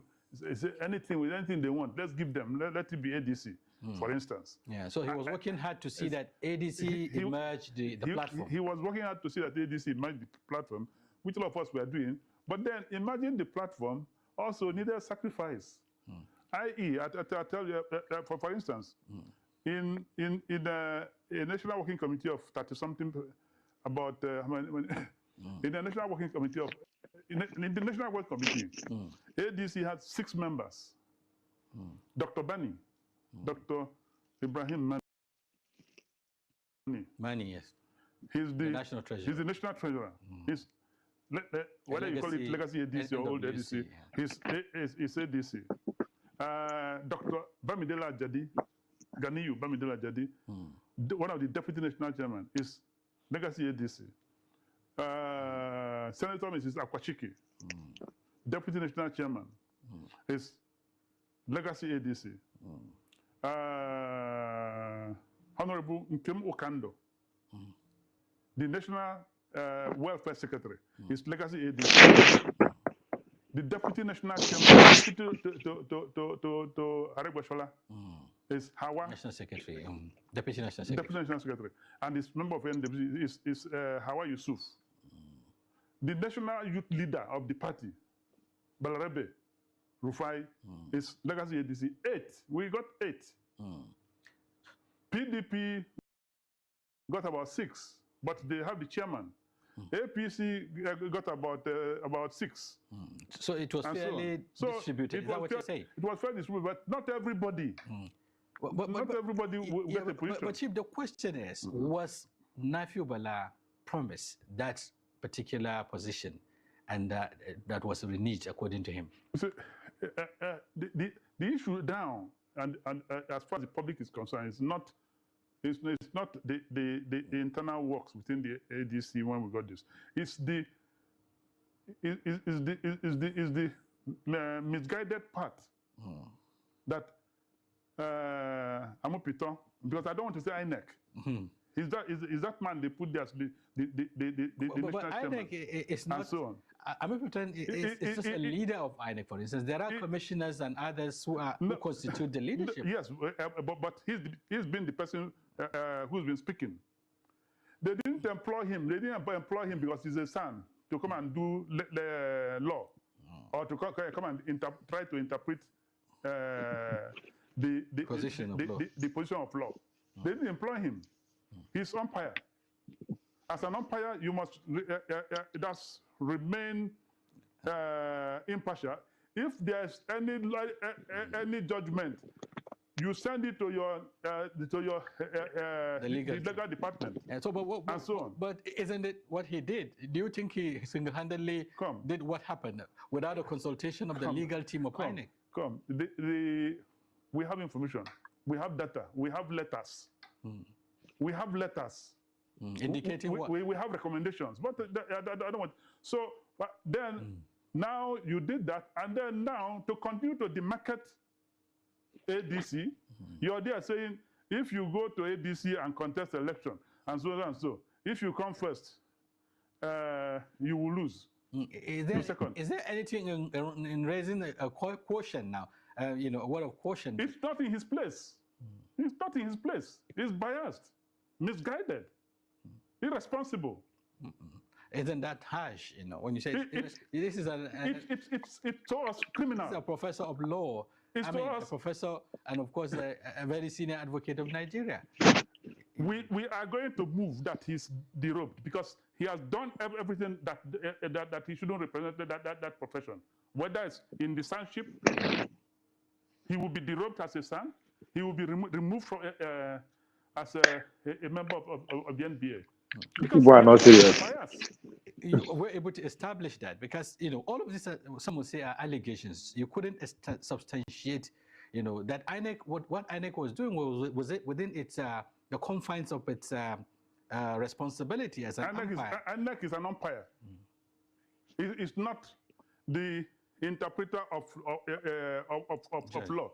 I mean, come, I have worked with over 4 INEC chairmen. When they have controversy, they invite the court, interpret this, let it be clear. Let it be clear. Right. So you were brought in as INEC chairman, not as to interpret court law. Even if you are a son, even if you're a lawyer, they brought you to show leadership of how to manage the processes for fairness. Yeah, but some will say it's the same, you know, situation, or the same logic that is applied to other political parties. When there are court judgments or court rulings, INEC, you know, sits within with its legal team and all of that, and then look at the implications. I mean, the implications of such rulings. When there are court orders, and then when, in this case, for instance, this is said status quo. What's that jargon? Status quo something atem. Status quo ante bellum. Ante bellum. What it means is clear. Or rather, if you want to subject even though it's subject to different interpretations. It's subject to now.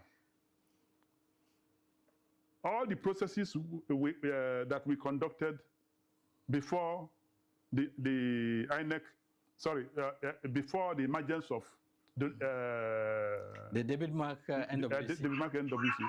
INEC, they were there. INEC officers were there. They supervised the whole processes. And they know that by 29th of July, all the NWC members, including some of these state chairmen now that they are parading, sharing money. So, is there evidence that they're sharing money? All the state chairmen were there. State chairmen, 37 of them, because 36 states plus FCT, that's 37. Then all the zonal chairmen, we had about 7 into 4 places, and so on. You add it. Then we had the NWC. We had 120-something man NEC members. They all voted. This is not that. It's not between Chief Nwosu and Bala or any of these people. No, the whole of NEC voted. And in that voting, you know what they did? They voted that the NWC, which I'm part of, Bala was part of, all of these people were part of, has been dissolved. They voted to dissolve it. INEC sat there, took note. Then after dissolving it, sorry, one happened first. The voting, the same NEC voted for David Mark and co. and the Regulator to become national chairman, secretary, and the other positions. But according to Nafiu, it was voted. According to Nafiu, in his recent submission, you know, he said that on Monday, he said that Chief Raf Ungosu, the former national chairman, was given a chance to speak. That is at the point of the transition now. And what happened was that he said he was given a chance, and he surprised everyone by announcing his resignation as national chairman.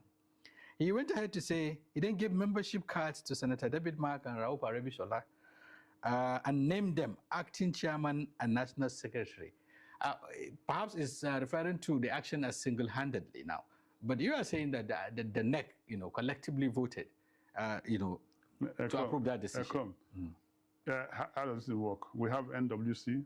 NWC will meet, and then the people who wanted to come to the party met with us the final time, and to show them that the NWC have confirmed all a few members of the committee have been talking to them about. That occasion was organized. But to authenticate it, we held the NEC on the 29th. Ratification, as it is called, isn't it? This event happened on the 2nd or 3rd of July. Right. But 21 days later, we held NEC. All the state chairmen were there, everybody were there, and we voted on it. It's not a Chief Wosu's assertion. What we did on the 29th, INEC were there. What we did on the 2nd or so of July was a political show to show the world that we are almost resolving. And if I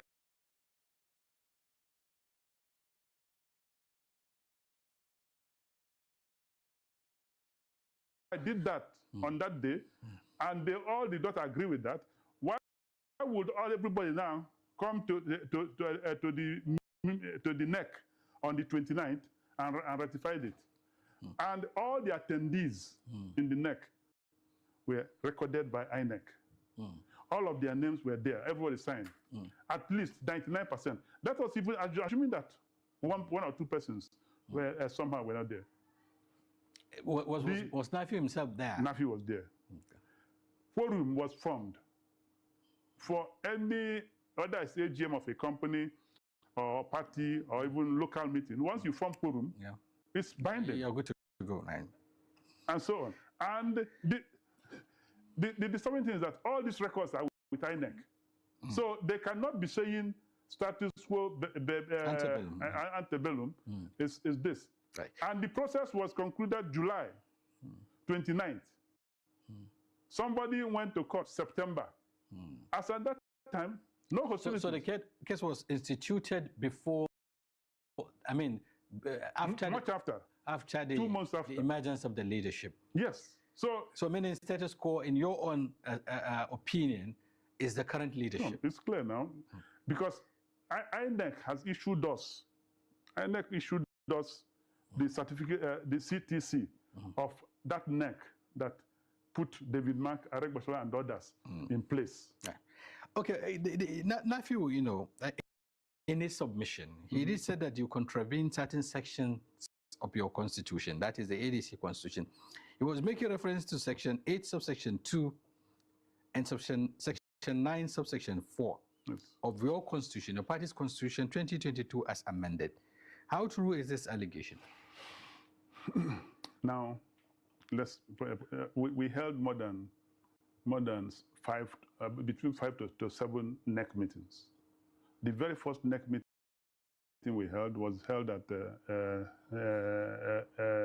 Nikon Luxury. Okay. Nikon Luxury. And when we held that meeting in Nikon Luxury, first of all, the whole NEC were there, and we said, people are meeting us for us to try to build a coalition. Do we accept we want to build a coalition or merger or, whatever name it's called? We all voted, and we empowered the committee to follow up with that.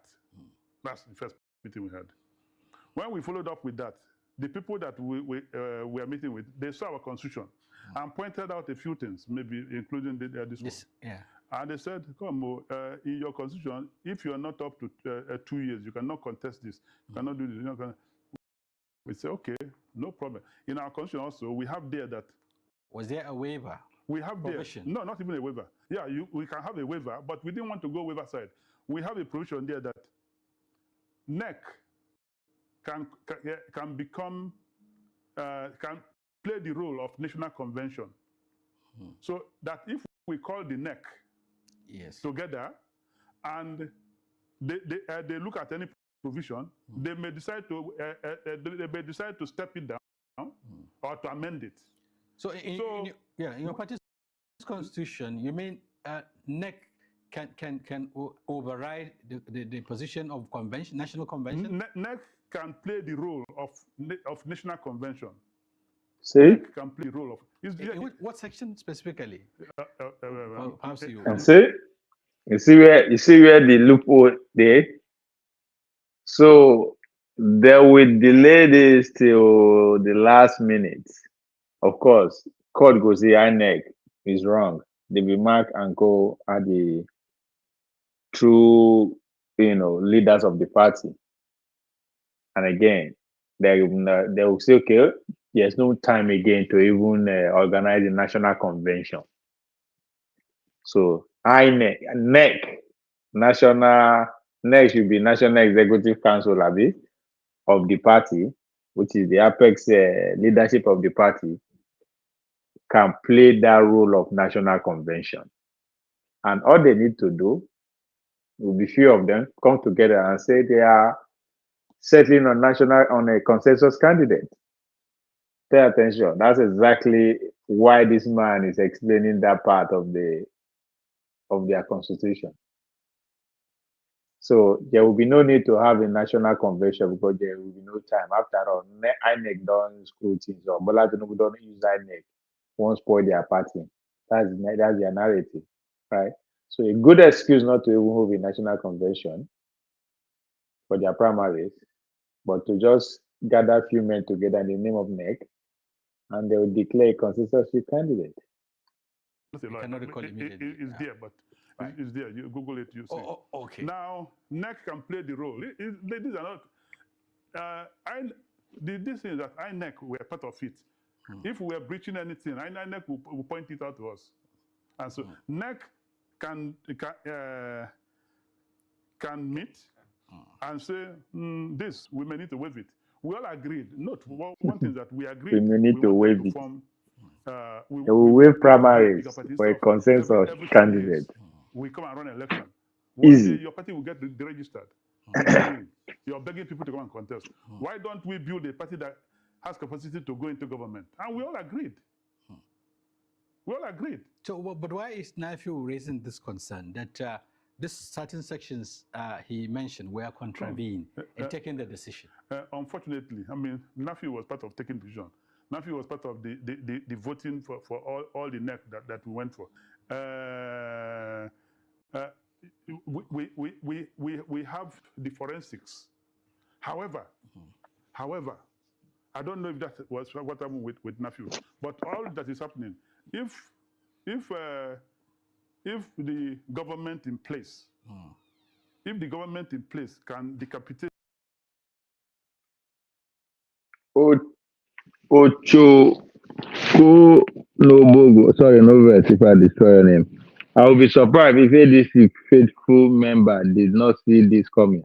That's the plan. That's the whole plan. people that put the party together, put the coalition together, know what they are doing. That's why I said it's article. Some people are even calling it an article democratic Congress. So yes, it's a plan. That's how there's nothing, no coincidence in politics. That's why I say no conspiracy too in politics. So they know. They are not stupid. That's their job. Now what did they take the job with this? This is their expertise.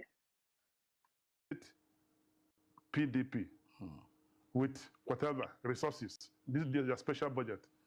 If the as you allege, if the government in place can collapse governments of states that have billions of budget, then but is there any wrong? Then collapsing some individuals. Is there anything wrong in wooing people into your party? The ADC has recently, received quite a number of defectors from other parties. The government, if they can get the whole government of Delta State to say we are collapsing we are no longer PDP, we are APC. They can get the whole government of River State to do the same thing. And so it takes the grace of God for them not to be able to collapse some individuals. And they're not no, it takes good organizing, not the grace of God. You would also agree with the fact that what the APC is saying, and its loyalists, is that the problem in the ADC is self-inflicted. Because if you fail to put your house in order, and someone, take some of the loopholes, there's no problem. Capitalize on. There's no problem in APC. I'm just playing games. Everything that will have the problem, we sealed it. Yeah. The only thing is that the INEC under Omepito is becoming compromised. And unfortunately, also, some courts and judges are compromised. You go to Facebook now. There are some judges they call wicked judge. There are some judges they call, And so I'm not inventing this. Nigerians know. They are social. I'm not inventing this. So now we have done all our due diligence. Oh, excuse me. Let me tell you. Well, I want to explain to you. David Mark has achieved almost everything. He's a disciplined military officer. He got disciplined from a young age when he entered the army and said he's ready to die for Nigeria. So the spirit of enrolling in the army is that you're ready to spill your blood for Nigeria. He got that discipline and moved to become a general. In the process, he's been almost everything within the military. And when it came to the democratic time, he also decided to play in it with the discipline that he had. He became senator, became Senate president 2 times, and he performed when the country was in crisis. He was able to deal with the situation. Now, when this team was forming, they said, who can handle it? Because we know we are going to get into some storm. Everybody recommended David Mark. We had to beg him. So David Mark is not looking to be national chairman. He's looking for national rescue. Okay. But all these politicians get lyrics from out. Some of these challenges, and as a they get lyrics. Because that what many believe. Not looking for national championship, chairmanship, but national rescue. There's nothing happening with ADC. What is happening with ADC? I mean, you may not hear our voice so much. You may not see our footprint so much because these people have excessive money. They can buy. They can buy almost everybody to be telling their story. Nothing. That's an excuse. You mean there is no any loophole to capitalize? None.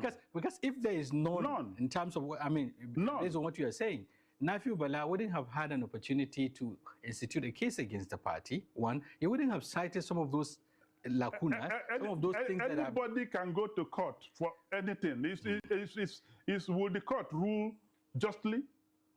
We did the due diligence before even the bank said, okay, he wants to do this job. He sent consultants to move around to be sure that yes, that the party is clean, that all we did is clean.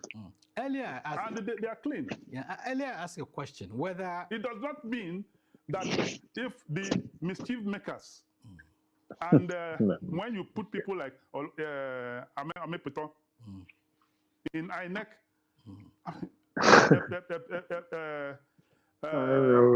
People who are odious, no matter where you put them in the most beautiful office. That pollution will show. That's what it's showing. And you think ADC didn't do their due diligence? So in other words, you think Nafiu doesn't have a case. He doesn't have any locus or any case, to hang on to in respect to now. Okay, look at, you have built one in the different media space. They built one individual to become a faction. One individual is a faction. INEC has built one individual to be a faction. The court has built one individual to be a faction. The media houses are building one individual to be a faction. How about when should the media houses start playing as the fourth estate of the realm and look everywhere it fails and say, stop this rubbish. But there's a dispute, and this dispute has two sides. And then one person has become a faction in a group that has over 3-point-something million people registered now, and a lot more. Before the end of this month, you have over 15 million members, and one person is a faction.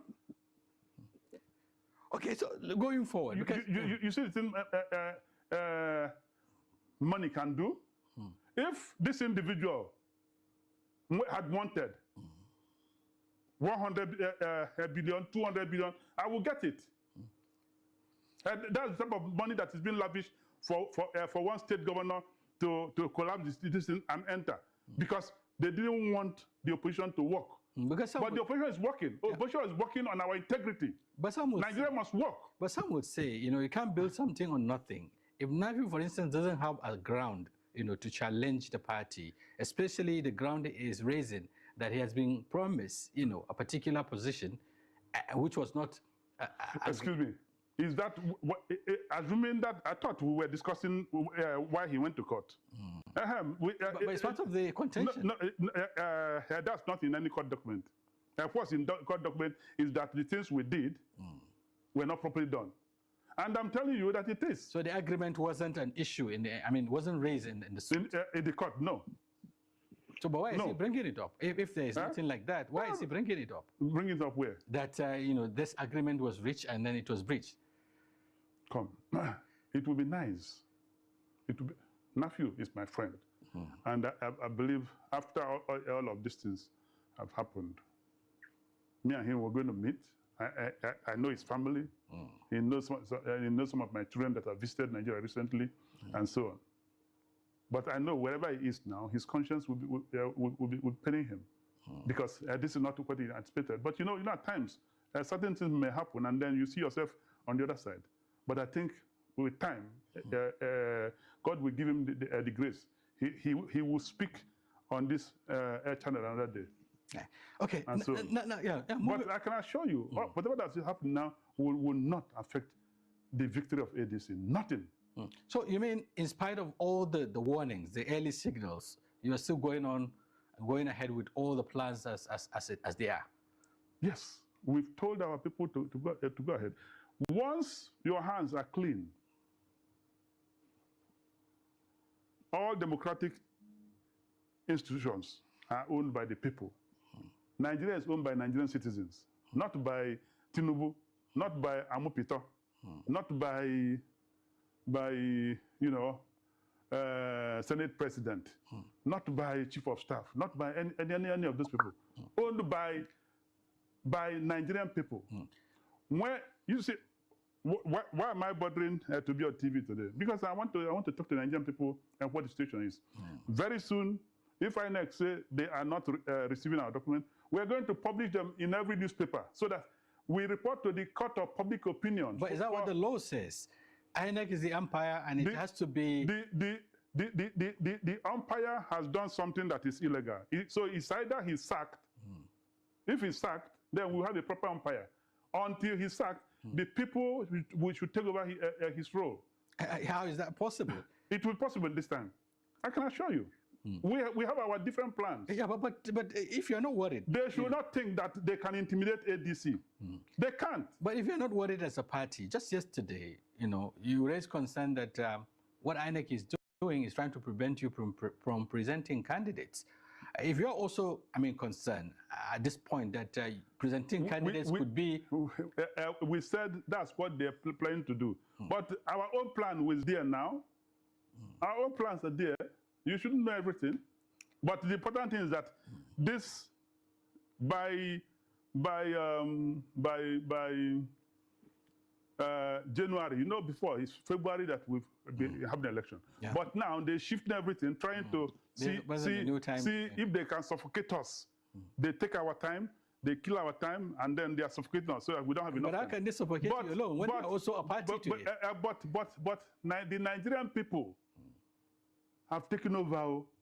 ADC is no longer about Ralph Mosu. Some people are saying, oh, status one to Belgium for Ralph Mosu. There are even insinuations that there is a change of leadership. Perhaps Mark has stepped aside and why? You took over just recently. Why should you step aside?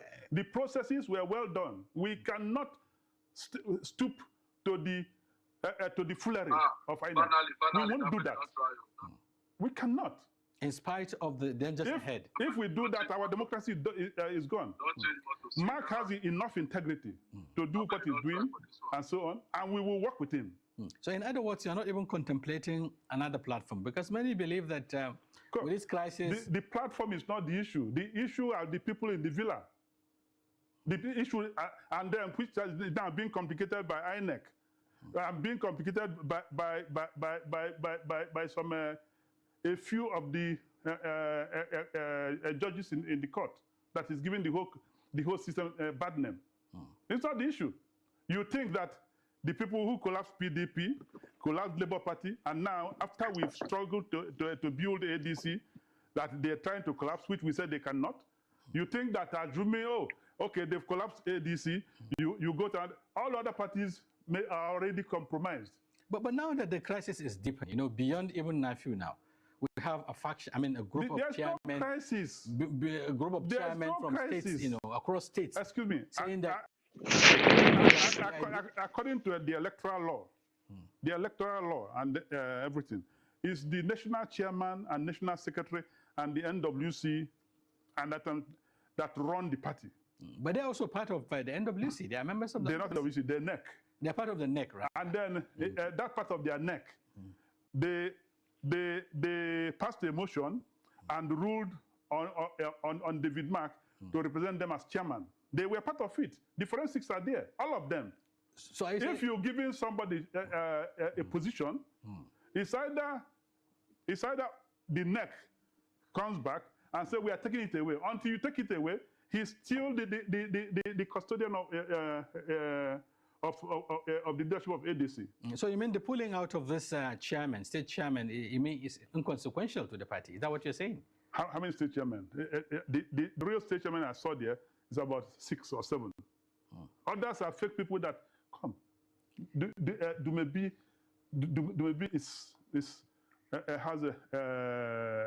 has a psychosis. I don't you mean, what is the understand?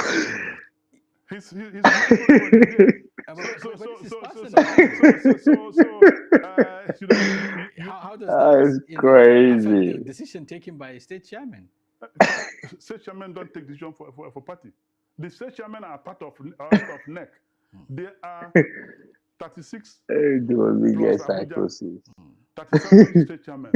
Only 6 or 7 are working with Dumebi now. All the others is parading as state chairman. No, are not. That's number one. Number two, let us even assume that the whole state chairman are working there. The NWC, the zonal executive, has higher number. So it's inconsequential. I have been running political party for going from being part of APUGA to running ADC for almost 20 years. So I know in and out. I know when you contravene law. I know how it works. I know it better than most people who are even...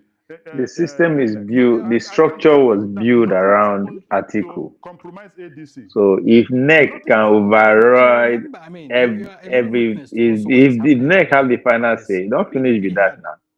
If now the NEC come together and make boasted, that it can't be purged. David Mark chairman and co. It can be. They will come together again and make an article the consensus candidate. Capacity because of its intense. The size and all of that. At some point, it prided itself as the largest party in Africa, and today, this is where I'm not talking about us being this thing because of our size. We're a small party.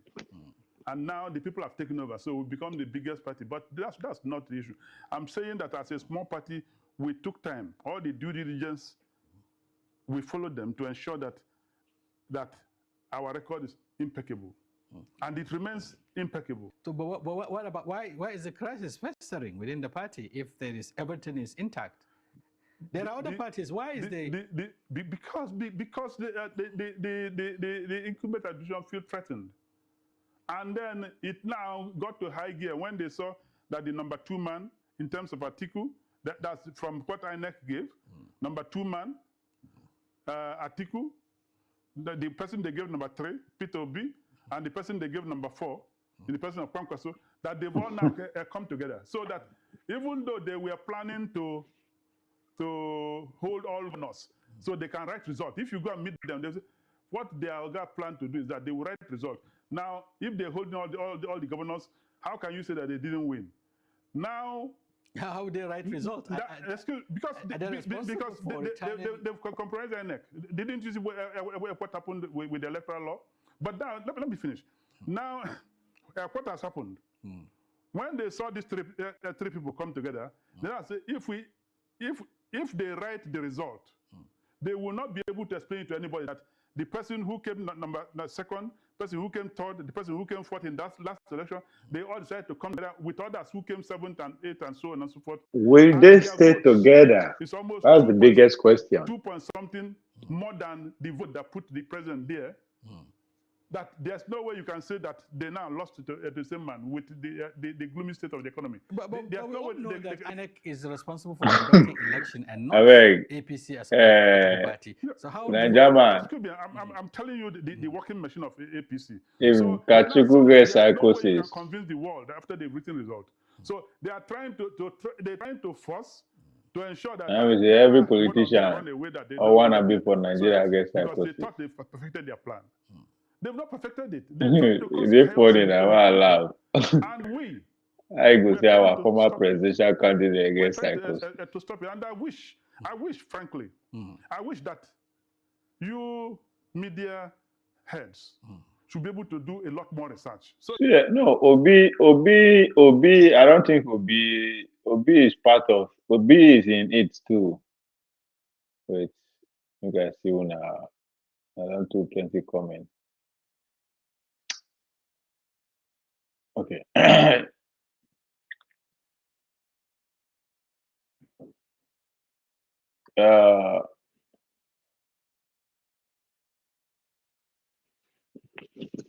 True. Okay, I say true. If they survive this, they will survive the El-Rufai and Arik Bisola, who APC and Tinubu planted there in advance to be more destroyer, if any other things. That's another spin to it. Never see that coming. But El-Rufai and Arik Bisola na good tickets be that too. No be now, but if they find a way to put that ticket together for 2031, that would be a very formidable ticket. I didn't see that coming. El-Rufai and Arik Bisola. Northwest, southwest.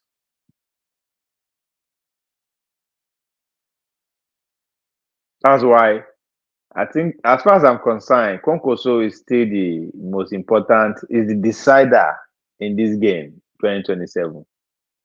Konkoso will be the deciding factor in 2027. If Konkoso join APC, it's over. Doesn't matter what every other opposition want to do, the game is done. If Konkoso join Obi,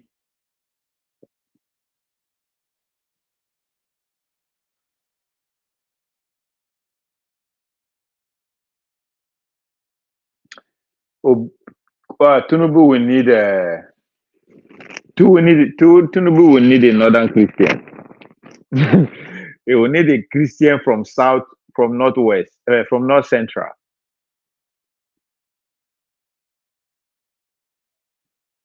Because Atiku is going with Amechi. But now, if Konkoso join Atiku, because there's a possibility of that, Konkoso joining Atiku.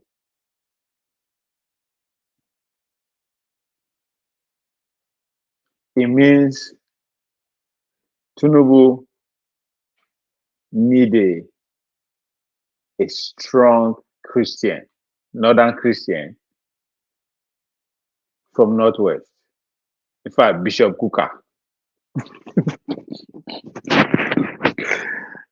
But I think the only formidable ticket that can wrestle Tinubu in 2027 is if all these people that come together ADC stay together.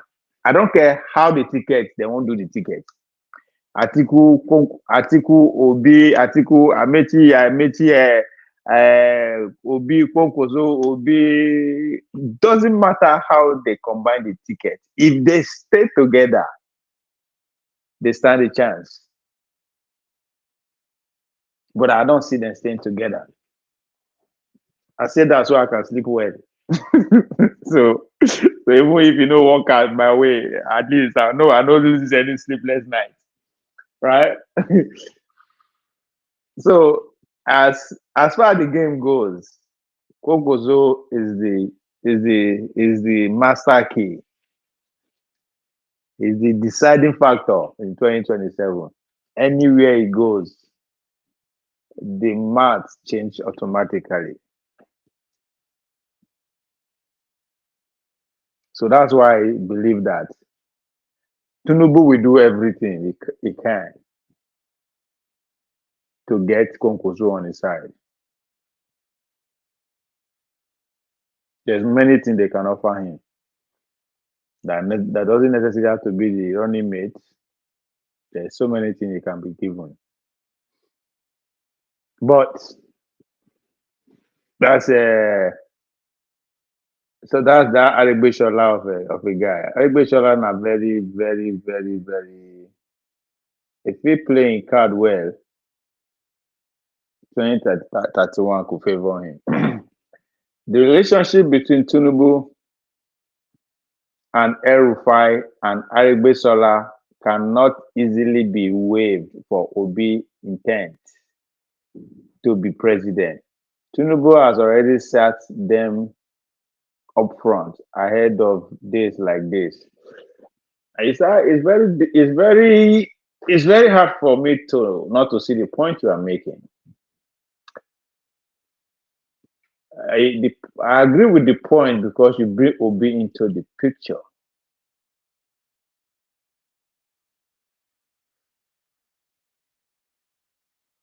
So I don't think they are ready to betray Tinubu for Obi. Even if the Obi gang present a good formidable deal for the northern people. That's all about. That's all about. It depends on what you are ready to accept and what you are ready to give. As I said earlier on, power is all about negotiation. You negotiate first, then you go and meet the people. So they are in the negotiation stage. I don't know what they have in the negotiate with, but that's what power is about. You went ahead to say Obi should have known that he is there alone, and even to fight wolf around him, only him alone cannot do it. The way things are now, no party like ADC. No, I think Obi did not go into APC believing that he's going to get the party ticket. No. Obi going to ADC to save himself from Bola Tinubu onslaught. Politically sleeping, of course. Now, so it's not normal. Because Obi pride himself as a man of a movement, not man of a party. Obi presidential ambition is built around correlation of movements.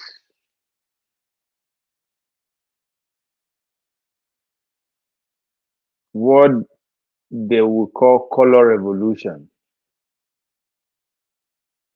That's what Obi presidential ambition is built on. So in order to save himself, he has to go into that ADC to shield himself. And ADC too need Obi's publicity. He need his popularity.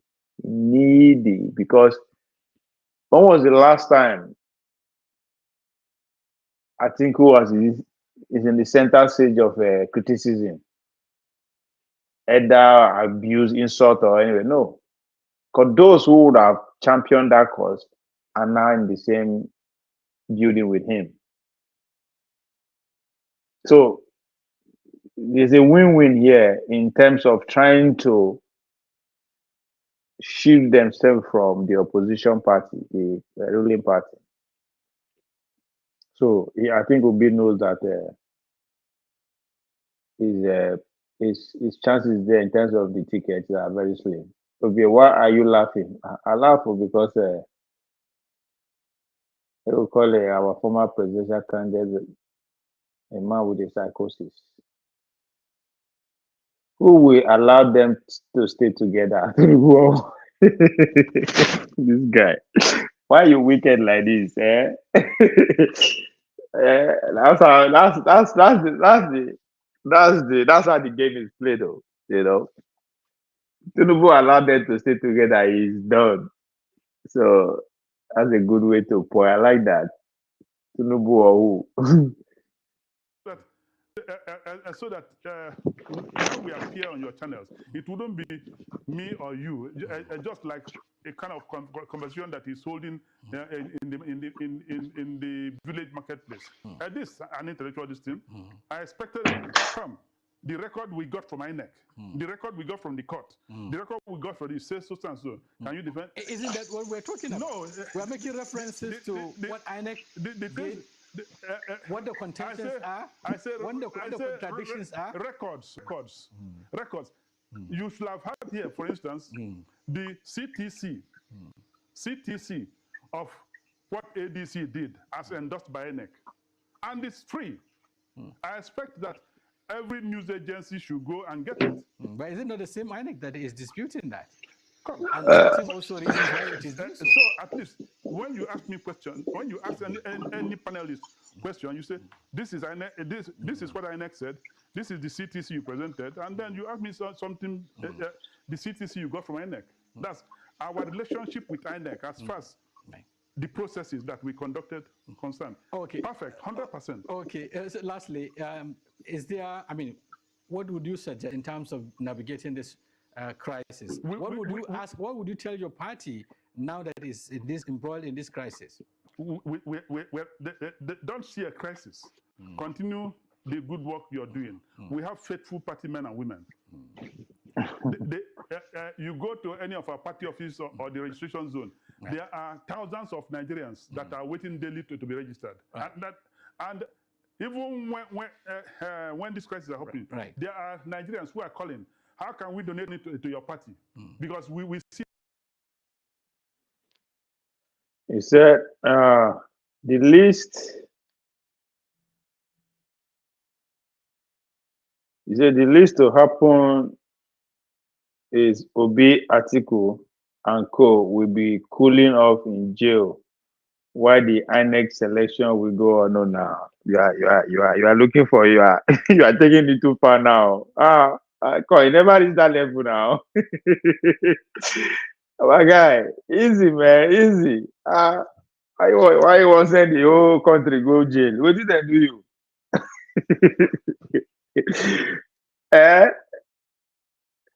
You never reach that level. I beg. I don't even think we should get to that level. Don't send us to jail. I mean that too. You know I be concosia. Okay. Have you back. You're still don't send me to jail, please. We offer perspectives news and talking points of the day. I am Ndi Amoko. When the opposition ADC coalition launched in July last year, it was on the optimism that it presented a credible alternative, a so-called third force to the major parties, the APC and the PDP. It's all gone downhill since then. Last week, the electoral body INEC withdrew recognition from the David Mark-led leadership. leading to accusations. A new bloc has now surfaced, backed by the party's 2023 presidential candidate, Dumebi Kachiku. It is now moving to hold a national convention and set up an interim structure. Despite this, loyalists of the former leadership are resisting the move. While the youth wing has issued a 3-day ultimatum to INEC, warning of nationwide protests if his position is not reversed. As a snippet of the press conference held earlier today.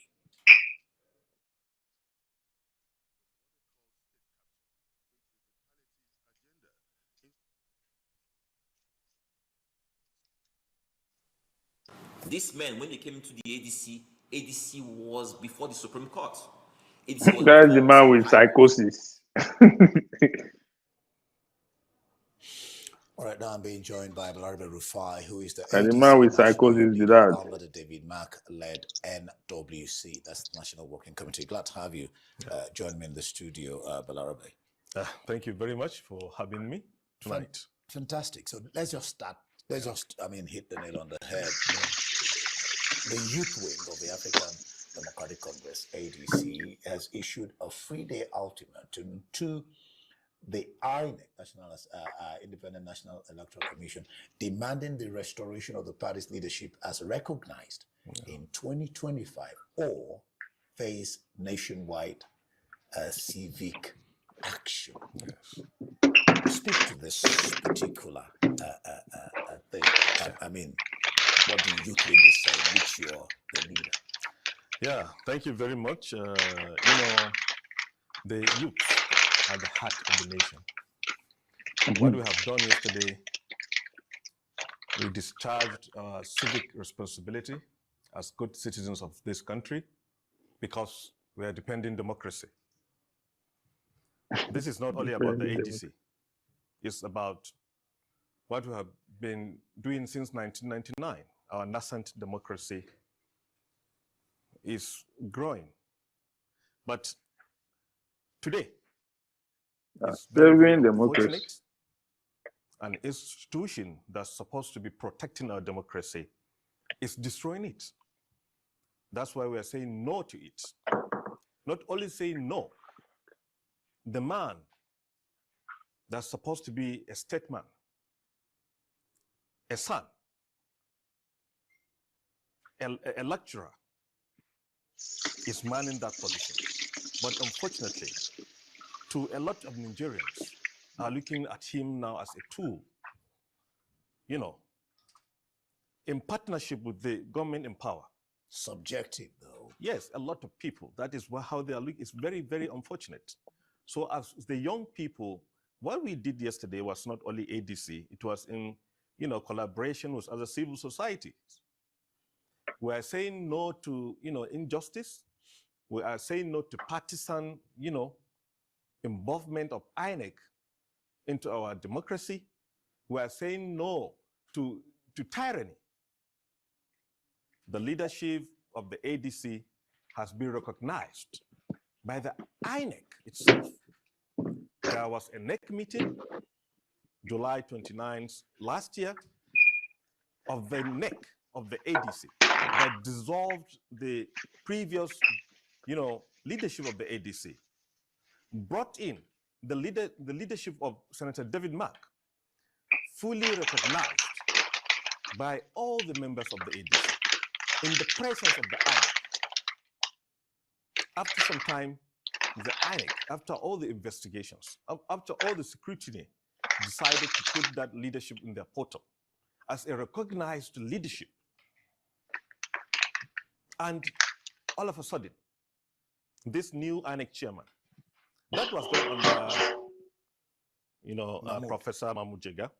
All of a sudden, this new chairman, I'm sure you remember, when his name was nominated, there was a lot of, cries from Nigerians, including his colleagues, that this man cannot be an umpire of the INEC because this man was the lead counsel of the ADC during the last 2023 presidential litigations. Well, that has been debunked. Yes. They said he was not even there. He was not even part of the council. He was. He was not even part of it. It's been debunked. He was not in the council. But for whatever reason, his colleagues brought it up. They have a relationship with the ADC. People didn't have that trust in him. A lot of letters were written, a lot of petitions were written to the Senate, not to, screen the man. And look what he's doing now. It is obvious that this man is doing the bidding of the party in power.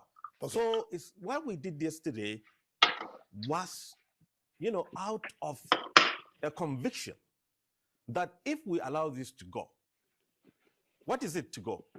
If we allow a one-party state in Nigeria, that is the end of our democracy. So as young men, we feel it is our civic right, it is our civic responsibility to come out and make sure that man that is destroying this system, we choose, to operate. We choose not to go with the military. We choose not to go with the traditional rulers. We choose this democracy. And democracy is about choice. Democracy is about freedom of speech.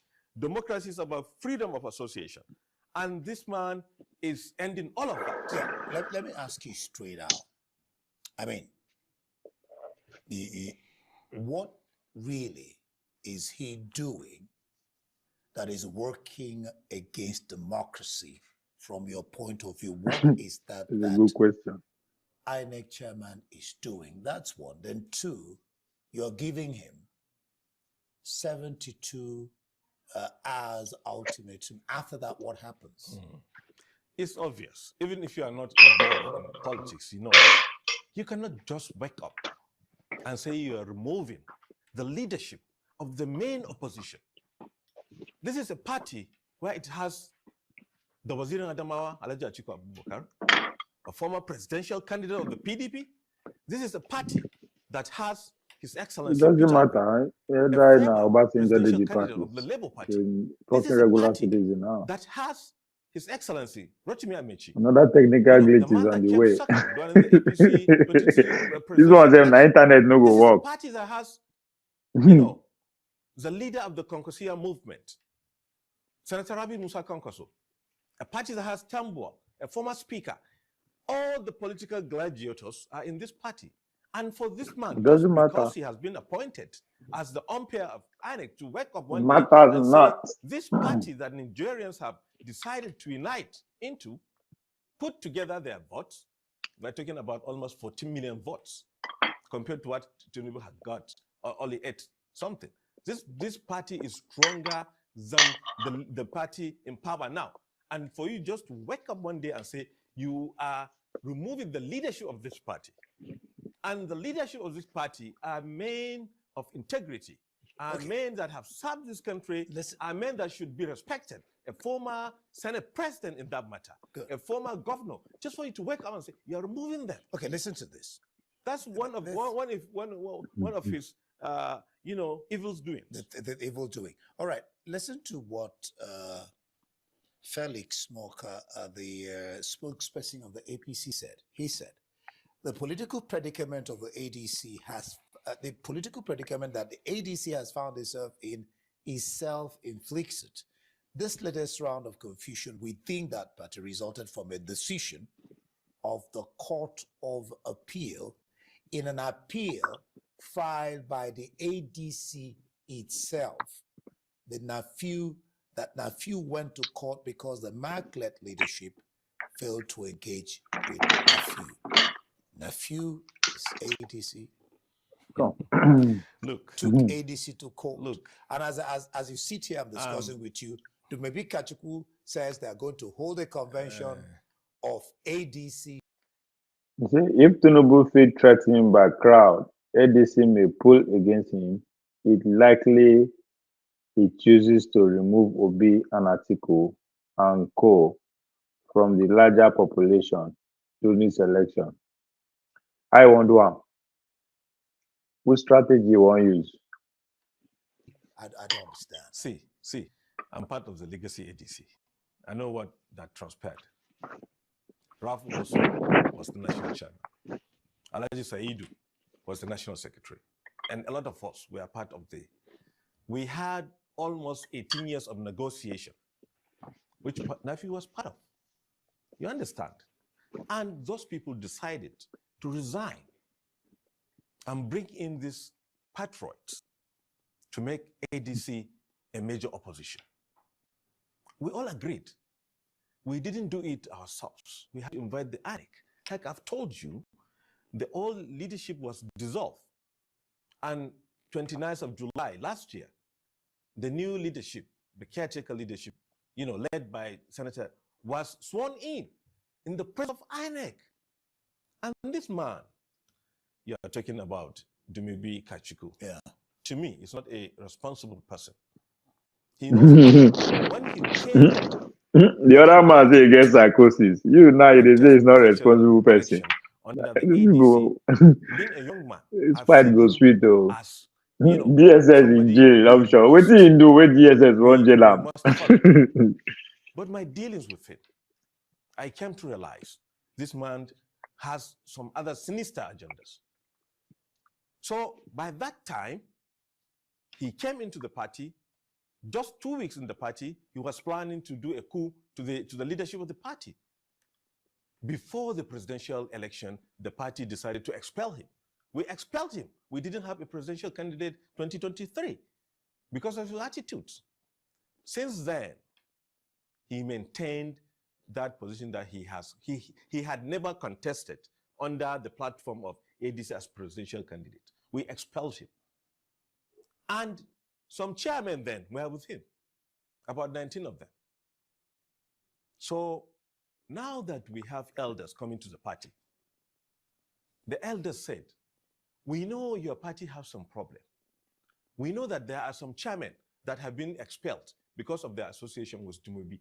Please bring back those chairmen so that the party will consolidate, so that we are coming on a clean slate. And we did that. We brought them back. But only for me to see the 5 of them, is it today or yesterday, coming together in what they call a platform of chairmen. Only 5 of them, Kogi, Enugu, Edo, I think Nasarawa, 5 of them, to claim that they want to form a new leadership of the ADC. That is ridiculous. Convention. Yeah, they even want to stay away from Edo. There's only one party in Edo.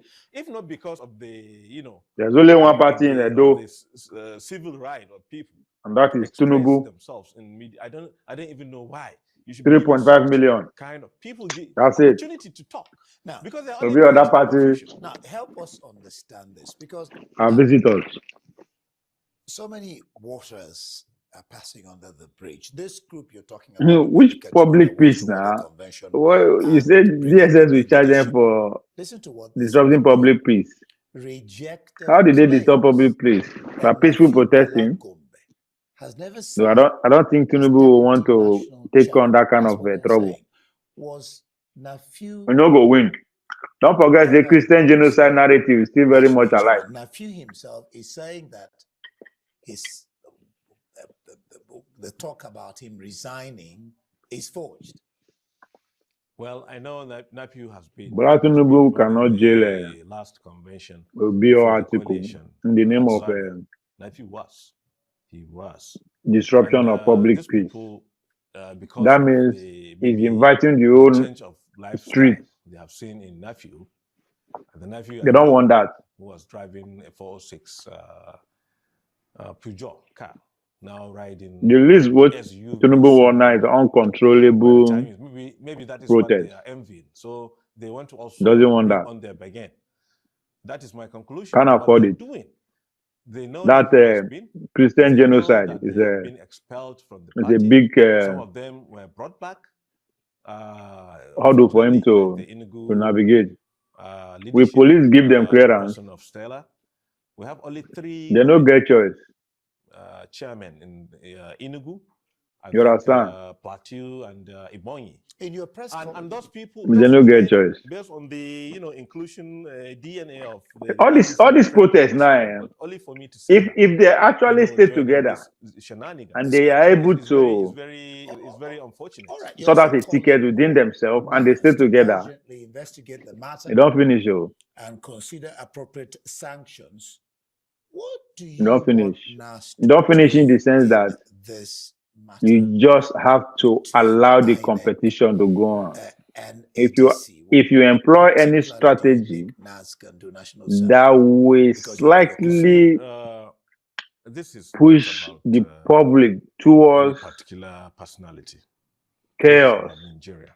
This is about Nigerian institutions. uncontrollable chaos. We voted them to be there. It will be too bad for order to Tinubu. present When I mean uncontrollable, if simultaneous protests they take place in more than 15 states, apart from the the police will be exhausted, the military will be exhausted. Don't forget, the military, they bush, they fight terrorism. Allow INEC to drift into what it is now. That would be I know say Tinubu no go fit separate them, but that strategy way they talk to involving jailing any one of them, no, that would be too. But Tinubu no go fit control the outcome. That is there or any other person that because Tinubu at this point, well, until they come together, he has no threat. They cannot afford to be silent. No, because Nigeria is at a crossroad. We need them to investigate the matter. The court have done their job.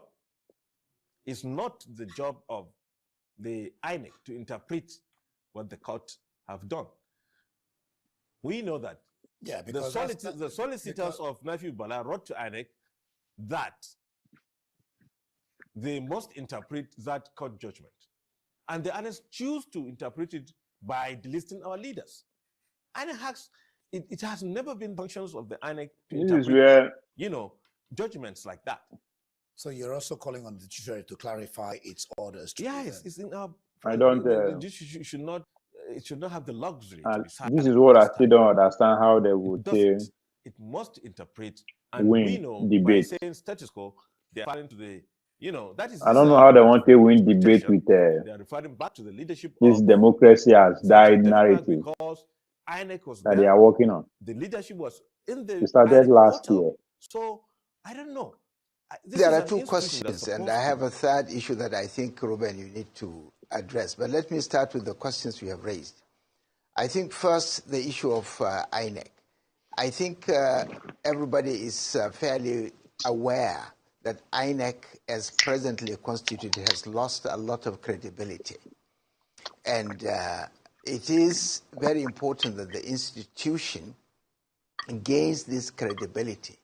Otherwise, the stability of the country is going to be threatened, because when you have institutions that are not delivering, and especially a key institution like INEC, and if this failure continues, then it will erode not only, confidence in INEC, but confidence in democracy itself. And when that happens, you know the consequences. So let me come back to INEC. I think there are amendments that the whole country is waiting for. For example, that amendment, which I think late President Buhari refused to give assent to, which mandates INEC to use electronic electronic tools and to use technology in delivering the result, is still pending. But more importantly, why should the president, whoever is the president of the country, who is an interested party in the election, be the one to propose the head of INEC? I think late Uwais committee has made very good recommendations, which have been blocked by those who are interested in manipulating INEC. I think we have to rescue INEC by making sure that the head of INEC is not appointed by a sitting president who is going to be interested in election. So there are a number of things that needs to be done. I'm not sure there is sufficient time for us to raise that, but I think the key issues are two. One, that INEC's credibility is at stake, and two, we have got to insulate INEC from political interference. If that doesn't happen, then it is the democracy that is holding the country that's being actually run down. And when that happens, there are consequences. The second question, if I remember correctly, which you raised, is where do we go from here? I mean, considering what former President Jonathan said. And I think it ties down with the issue that I really think you should be raising, because the whole gathering in Accra is around the crisis of democracy, that democracy is not delivering the expectations of the people. And in Nigeria, if you take the statistics from 1999 to date, that's about 25 years. If you take the indices of development, whether you are taking the paternal and maternal mortality rates, or if you are taking the if you are taking the GDP, the growth in the economy, if you are taking all the indices of development that you take, you will see that from 1999 to date, we've been going down the drain.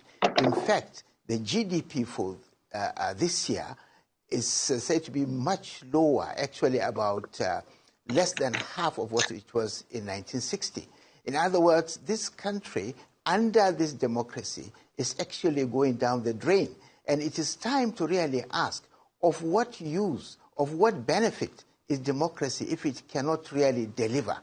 Is democracy made for the people or people for democracy? If democracy is supposed to serve society, then it has failed in Nigeria.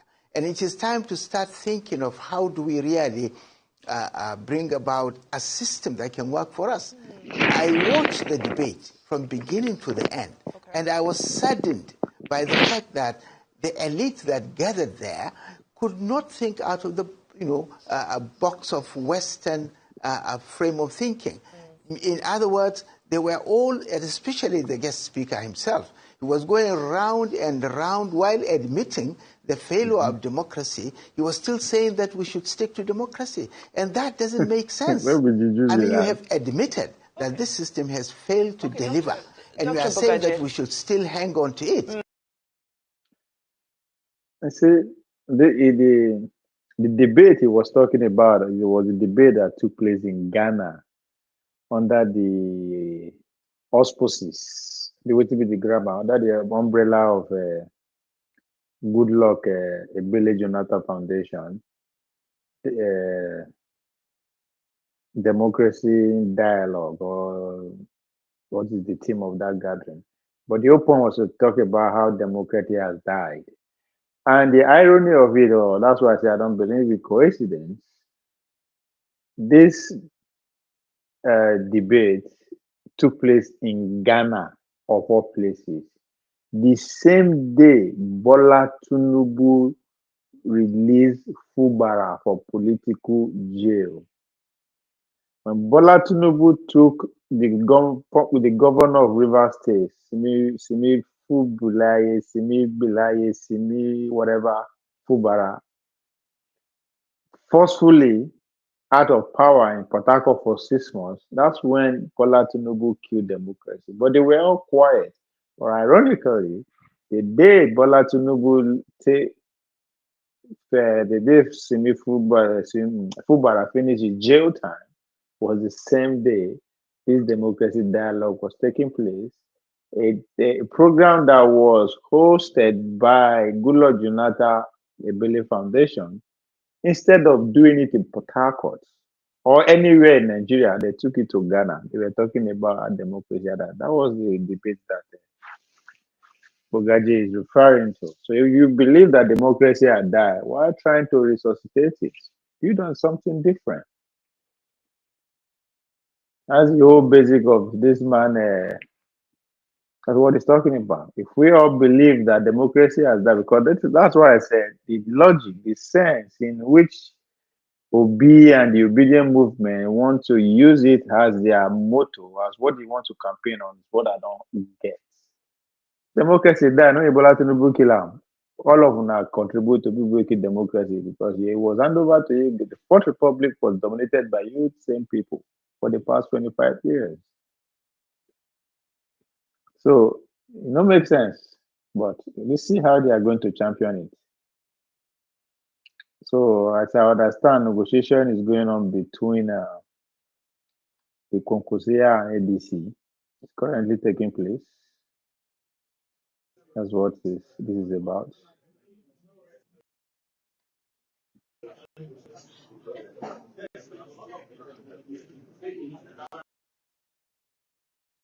Okay, ADC and PDP. Maybe go consider this. Or ADC, I can go to my ADC now. I need a camera in that room, maybe a phone or something.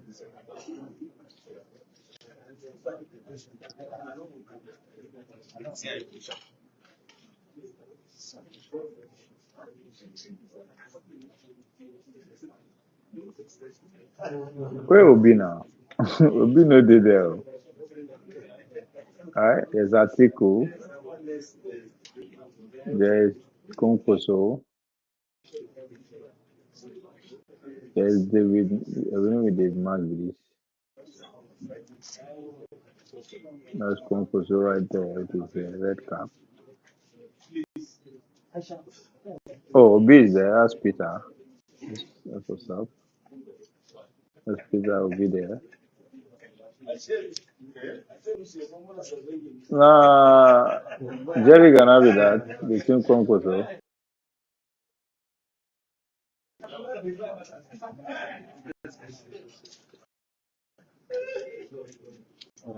With this man, we get. I thought my egg would be gray. I don't know why my egg will big like that, thick like that.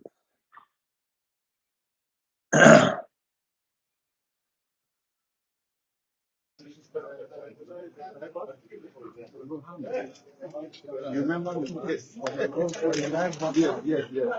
Need a cameraman in that room, man. Need a journalist. I need somebody. Somebody hit me up.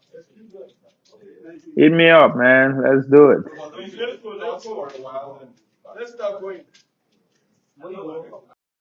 I don't know, go finish.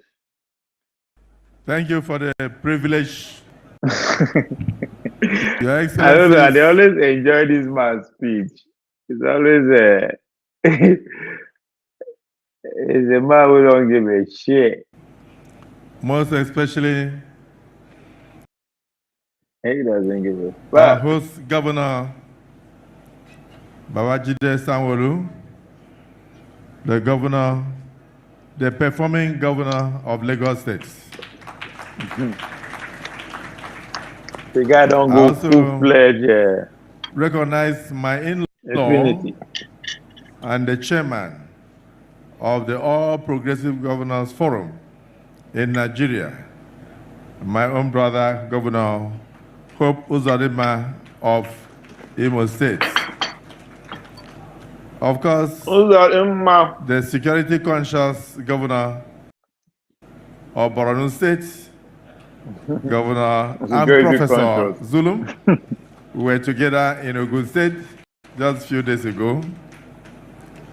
The governor of Ogun State himself, Dapo Obiodun, the governor of Bayelsa State, Governor Diri, and the other governors who are here, my dear sister, the wife of the governor of Lagos State, and of course the deputy governor of Lagos State, and all other deputy governors who are here today. The former governors of Lagos State, I saw Ambode, and other former deputy governors of Lagos State, the Right Honorable Speaker, and my brothers, distinguished senators of the Federal Republic of Nigeria, members of the National Assembly, members of the when this man talks, it shows the youth how hopeless my leaders, Nigerians, and most especially Nigerians, members of the GSC, led by Prince Tajuddin. Yeah, they always make me laugh anytime when I hear her speak. It's never serious. That's what I take away from anytime he speaks. It's never serious. Prince Tajuddin. Even when they try to be serious. Olusi. I got it now.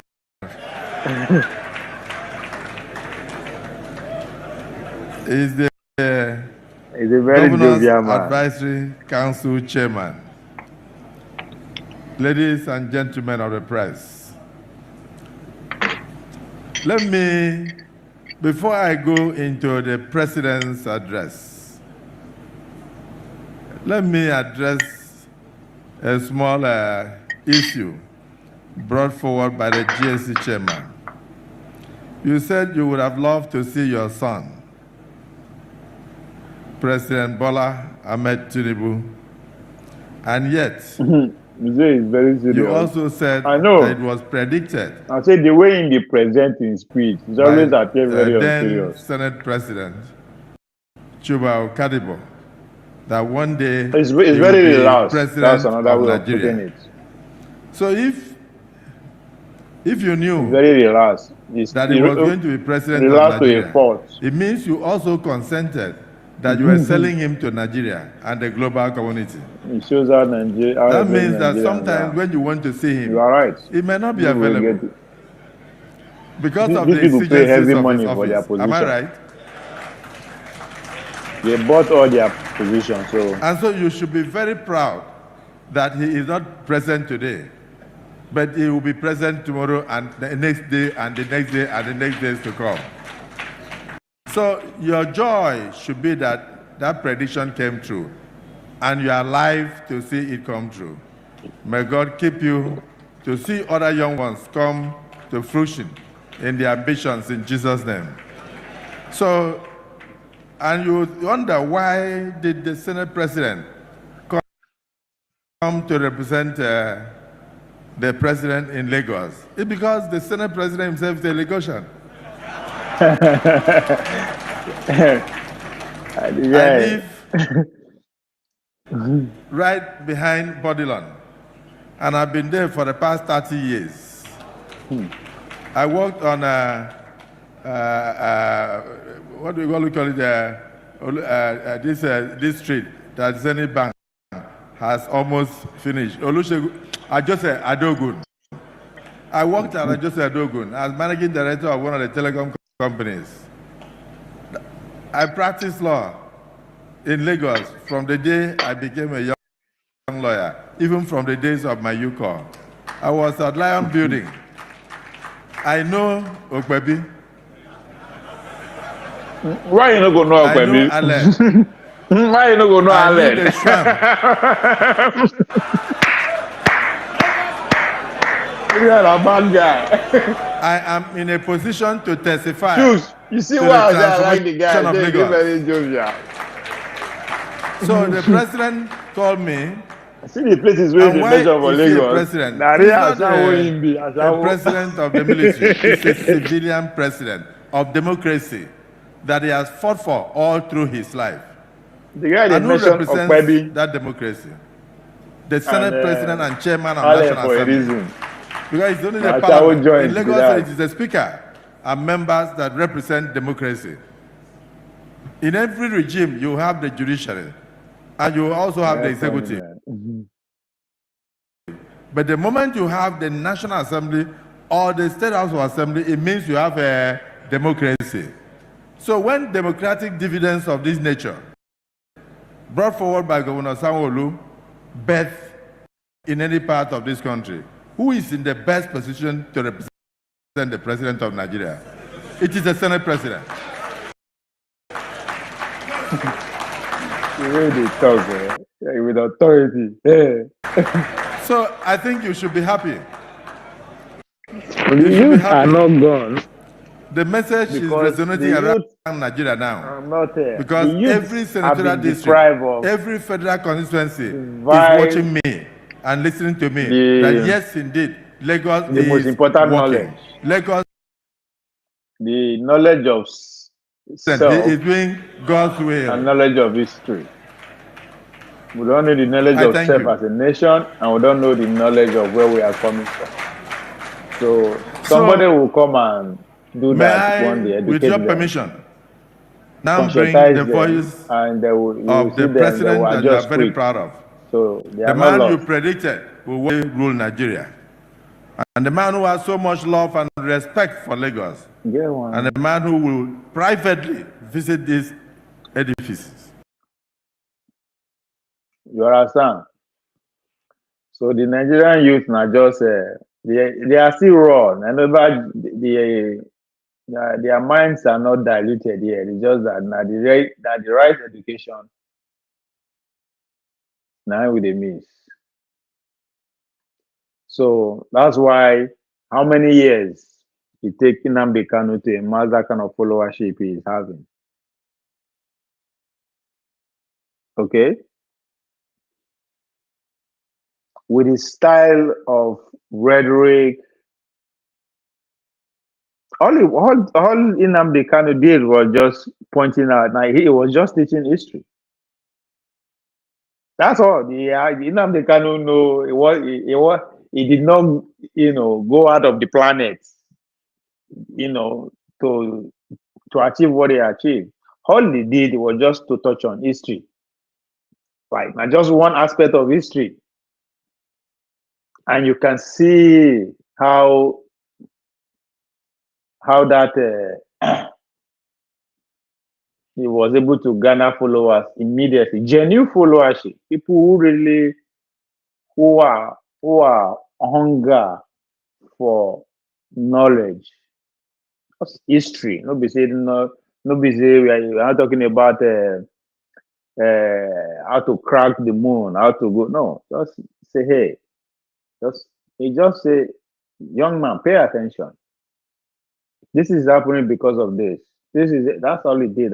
So now look at Obi too, right? All Obi did was to say, come, I want to be different. Not different because he is different. I just want to move different in this arena of competition. And you can see the young people say, okay, we want something different. What you need to understand that the people, the majority of obedience, the people who the founding foundation of obedience, the young obedience, all they knew is the Fourth Republic. They don't even know Obasanjo regime well itself.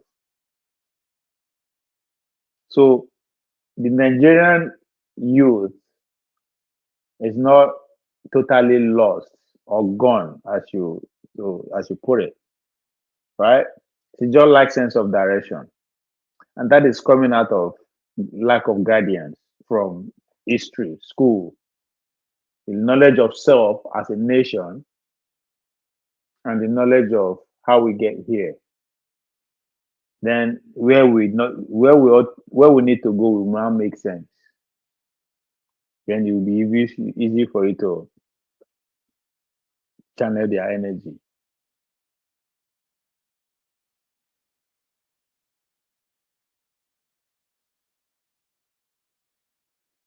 So I will argue that somebody will come along that would don't care, that would not necessarily care about power,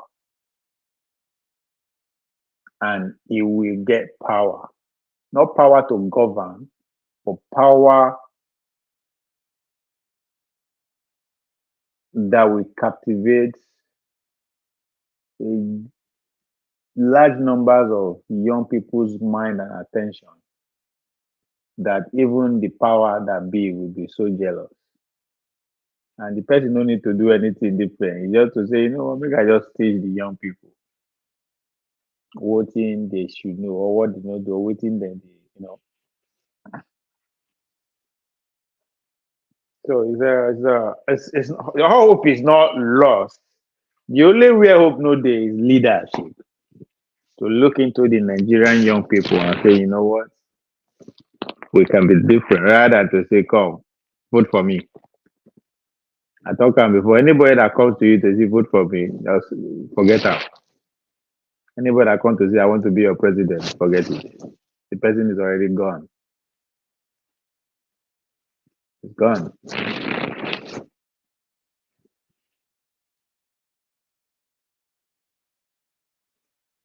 Allow the idiot there is an indication that Nigeria is over. Nigeria is not over. Nigeria is for sale. Power is for sale. Is the process of is the system that we are practicing that is the problem. The system is built to bring out number one first. All right, first. Carry position. Just be first. First in anything. Be first in madness. First, be first in loudness. Just be first. That's what it is. So until we are able to crack and destroy that kind of system, where money is not the order of the day, to get to power, to have influence. Even you with the type, if I ask you who is the richest man in the world now, you will tell me without the blinking of an eye. But if I ask you, say, who won the last Nobel Peace in literature, physics, chemistry, maths, current affairs, whatever, it will take you time before you mention the person name, if you know at all.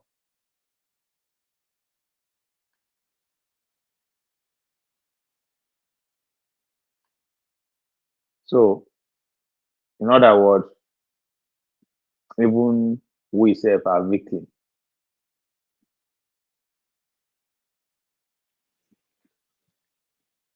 We are victims.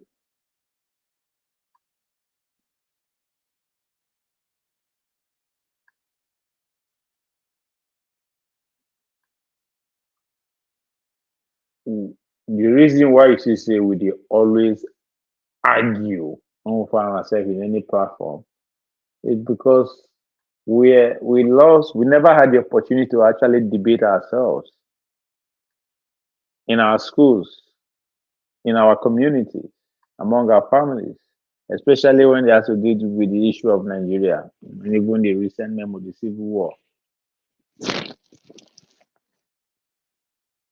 We never had a chance to actually talk about it. As soon as the civil war over, let's say military took over,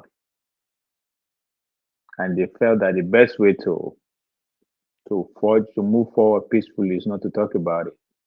And now books, you begin to see books from every Tom, Dick, and Harry.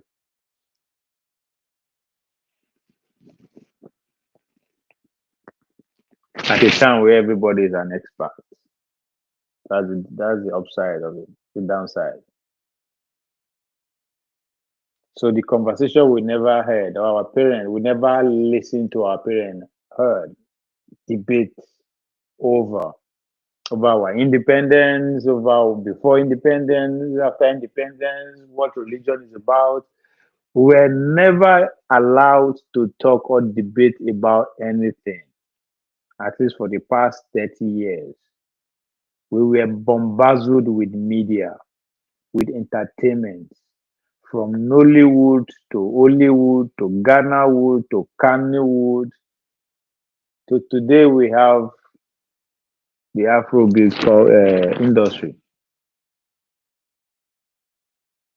We were supposed to learn about our past, our history, from the lens of television, dramas and all that. But guess what? Those to put money at the center stage. The only story we get money to produce now we go here. And most of the times they all come with agenda. They tell us how we were rescued from our barbaric past, how evil we were, if not for education of the West, the coming of legislation that stopped the killing of twins. We be they kill our twins before. Like some things are just fucking out of this world. Now, so we wake up, we begin to tell our brothers and sisters, our children, our neighbors, people come to public and just say that with authority. They scream. We were selling ourselves into slavery. We just wake up one morning, say, come, go and sell our daughter, go sell our son. Go sell that boy, he's too stubborn. Man, let's catch our neighbor. Like, that's how it sounds. The same thing when somebody go come public, you talk saying, Oyibo people stop us from killing our own children, stop us from killing our twins. And that it makes sense to people to a point that you have to come to public and be screaming it. Like,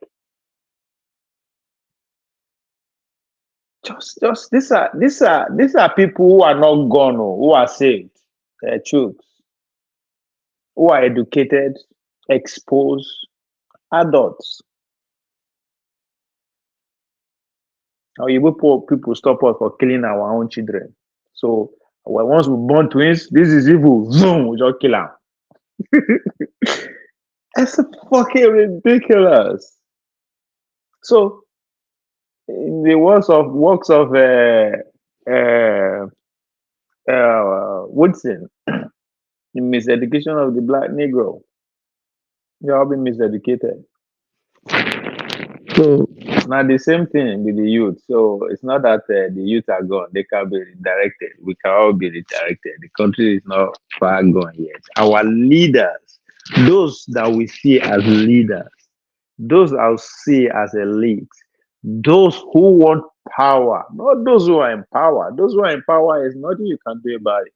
Those who want power are the problem of the country because they are the one who are in control of the young people's energy. You see them, that they mobilize them for their gain. I keep saying it. I am too big to be mobilized. You can only organize me. The person where they mobilize 2 years to election and the person where they pay money 2 hours to election, there's no difference. They're all the same.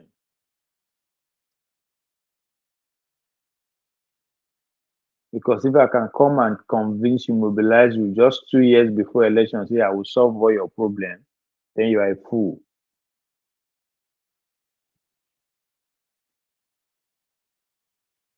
So instead of saying the person that collected money to vote for whoever she vote for is the bigger fool. No, now you wait them mobilize 2 years ahead instead of 4 years ahead. Come and spend 4 years trying to convince me that you have the best policy that will actually enhance our resources. I will take you serious. In fact, I will fight for you, not I will organize for you. Don't come 2 years because I know you cannot do it. You are not going to win unless somebody is paying for it.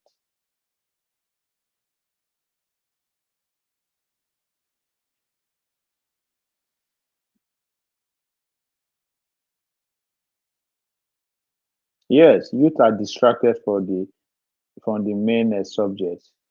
Instead of spending more resources in educating on the more subject, they spend resources financing activities that will take our attention away from the main thing, which is what circus is all about.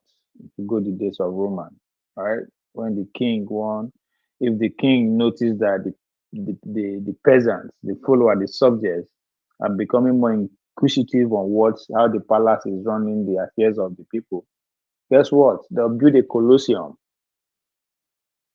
and start sports, start competition. Let them be fighting horse racing against horse, fighting against us. Everybody say, ah! That's what. They forget what they are supposed to pay attention. It's the same thing. Make it make sense to me. Why when people they talk America, they declare that they look there, they laugh. America, they go moon as we speak. They are still touring moon. Then they fight war. But most importantly, they fight economic war. They are going to host World Cup, followed by the Olympics. Make it make sense. At a time when the people are up in arms against that, we know like war. Like, no, don't worry, we'll stay out to Los Angeles, run and fall and play ball. So now the same thing. When you look at the Nigerian youth space, the leaders, the elites within the Nigerian space are all what content creators. They are all music icons. They are movie stars. I'm not talking say those people don't know anything or they are not qualified to lead.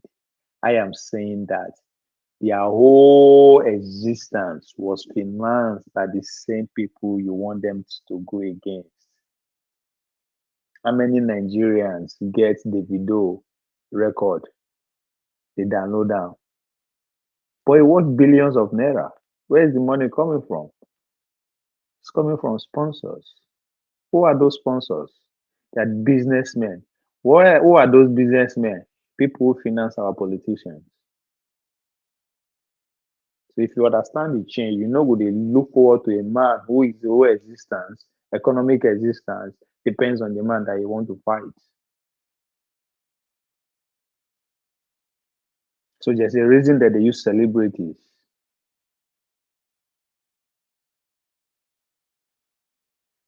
So that's part of the distraction with that. So I said earlier on, the goal of the leaders is to keep you what? Constantly in anger mode. If you are constantly angry, you can never plan. But most importantly, if you are constantly angry, even when you see solution, you use anger to approach it. You never recognize it. And that's exactly what is happening. The Tinubu government is doing broad daylight, bringing broad daylight policy that will cripple you, that will make you hungry and hungry. But guess what? The opposition, Obi Gusau will tell you, say, yes, you need to be angry. They are constantly pointing you to that thing that will constantly make you the article will say the same thing. All the oppositions, they don't have a different approach other than to appeal to that your hunger.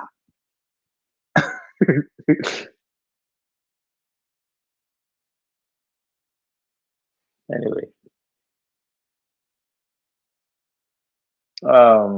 Busy doing nothing. Simple. Constantly low, man. Yeah, it's you don't. That's why I don't like once you join group, you can't see anymore. You just have to put out your thinking faculties and begin to go because you want to be right. To you, everybody, the majority are always right.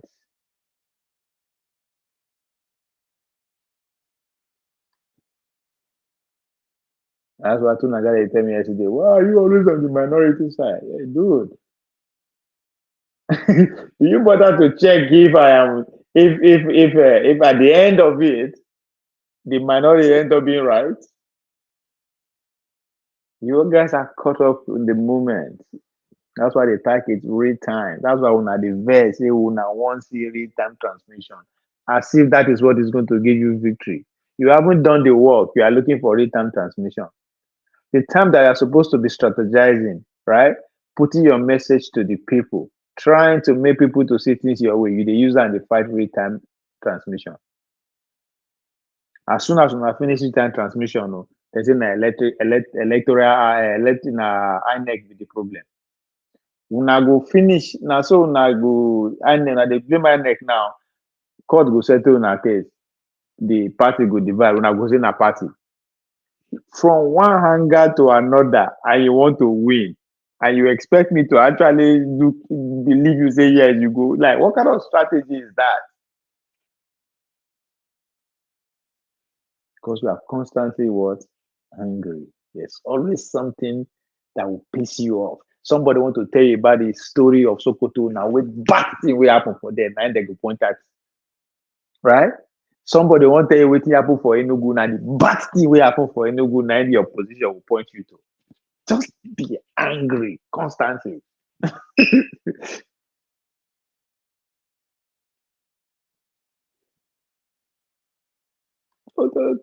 Politics is easy these days. As far as I'm concerned, don't able to just be in the lips of the people. That you they do foolish thing or stupid thing or be popular, and you are good to you are qualified enough to hold a public office.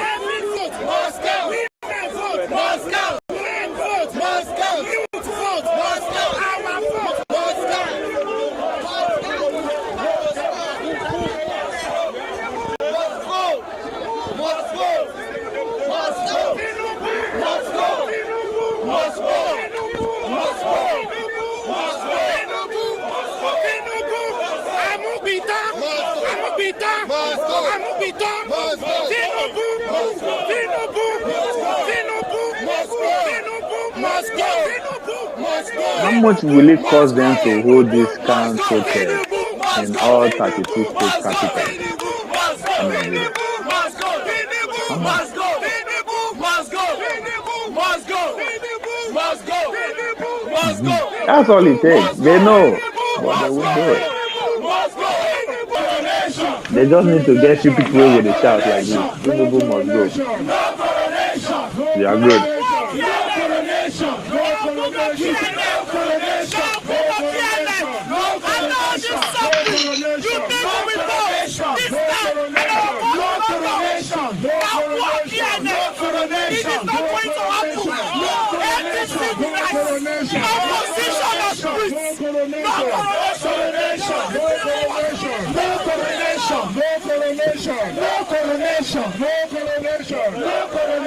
No coronation. Only election. Only election. These are people 3 years ago. They went from we no agree to judges be the problem, Abi. Then they went to he's not my president, he's not my president. All this why now no say election will day 2027. That's my problem. Naranga, all of them the he's not my president. Wasting time, just doing nonsense. Now I won't begin to insult people. If they no follow, I won't worry. So what are we doing? Why are you here today? We are outside because Tinubu has decided to go for coronation instead of election. Tinubu has decided to do coronation You are instead of election. protesting other in political party, but you say one person won't be king. Like, how, like, are you seeing what's going on here? Are you seeing? I don't know, maybe not the energy I no get to be this Are you kind seeing what's going on here? naive or what? Start again. Can I start again? You are too far from there. Let's go. Don't worry. Don't go far. Don't stand there. Start again. Still coming. Yes. Let's go. I should go. Okay. Yes. Roll it. Who go? This is Why are you here today? Don't worry. Let me roll it. We are here to say no to coronation. Tinubu wants coronation. Hold on for that. Tinubu wants coronation and not election. If not, you will not have 31 governors and still be fidgeting. You are still using INEC as boy. INEC be making rules to make Tinubu look good, to make opposition struggle. If Like, they come here, we this escape. one they talk, sir. How does it even make sense to them, sir, when they talk? Does it like, I don't know that. What kind of state of mind do you have to be in? And not coronation. So they shout like this, just and not coronation. don't get it. We are not doing coronation. This is enough. It is What the hell an talking election. about, man? Enough is enough. One time government. Don't come outside. The reason I'm outside today is because they said we should not come outside. You come back, your people. These are your youth leaders. And those people come outside, then we bring their own supporters to come outside. But we still get there to What us. go make them for polling booth. Nigerians are asking for just one thing, good governance. And we are going to get a good governance. By fire, by force. Government must go. They are a bunch of criminals. We must join them together to save democracy. Nigeria is the only country we have. No one is going to allow this. This is our future. We are protesting on the streets, and you are still saying there is no democracy. With the amount of killings and starvation. And a lazy argument with that. And let you take our choice. Lazy. And people will know. This is 2023. We go shock her. We are going to shock Nigeria. We will shock Tinubu. We will shock INEC. We will shock the police. We will shock everybody. Nigerians are fed up. We are tired. You cannot have 32 governors, have the whole judiciary, have the whole Senate, and you are still fidgeting. If you are not a madman, you are a madman. We will clear Amukbiton, you say come outside. Nigerians, when I say Amukbiton, you say come outside. Amukbiton. You're happy for this, some of this brand. Yeah, some of them they are building their career now. Nothing, as I said, it's a game of popularity. So for you to lead, that's what education has done to us. You have to be popular. We are here to Just save be popular. save That's our it. lives by our implication. And not just nothing else. People who are well-meaning, who believe that Nigeria is worth our time and this country must Them no even know what they talk about. That's just the only way I can describe it. in government. Opposition must strive. Yes. The current president came as an Oh, opposition. the system needs them. It's not necessarily bravery. They came from CPC. The system needs. As far as I'm concerned, are distraction because they don't even know what they are protesting about. They cripple, PDP, they cripple, ADC, they want to cripple. We say no. So We must have I don't know. I don't know when I'm bravery. There will be nothing I'll call them because in this time and age, ignorance is not an excuse. Never. Our vote must count, democracy must work, and the people must prevail. The power of the people is greater than the criminals in power. You are going to a competition in a country of over 200 million people. Yes, so I still remember myself. Flag boy NG. How many of them are they shout? You know, talk, you go still die. All that, less than 0.5% of the population. They kill us every day. Hunger, they kill us every day. That's not bravery. Unemployment, they ravage the country. Yes, sir. Insecurity don't become a normal thing in our country. Yes, sir. When the president shamelessly Now they Abuja, they shout for who? To tell Nigerians that is going to stop insecurity. Yes, but I always don't see the logic. President traveled when you are protesting against people in office, they go up. I don't say go up for your state. That's where they are coming from. That's where their power is coming from. Their power no reside in Abuja.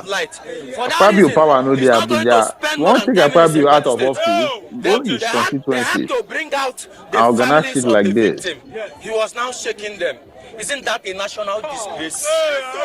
Whereby you cannot go down to the grassroots to see the people that you suppose it say they elected you into power. We are saying that the mandate of the people must prevail. And it is time for the INEC chairman to come out and tell we Nigerians, if he's a party member of APC, the president has the prerogative of appointing INEC chairman. So doesn't matter you come out this one or they go bring one will work fast. We are saying no to it. So again, the energy is misdirected. We have been suffering since 2023. We are saying no the to it. The system remain the way it is. 2027, what can we beat are it. Coming with is that but if the system is working very fucking well. My man, this 2027 as they want it to work. We don't care how we do it.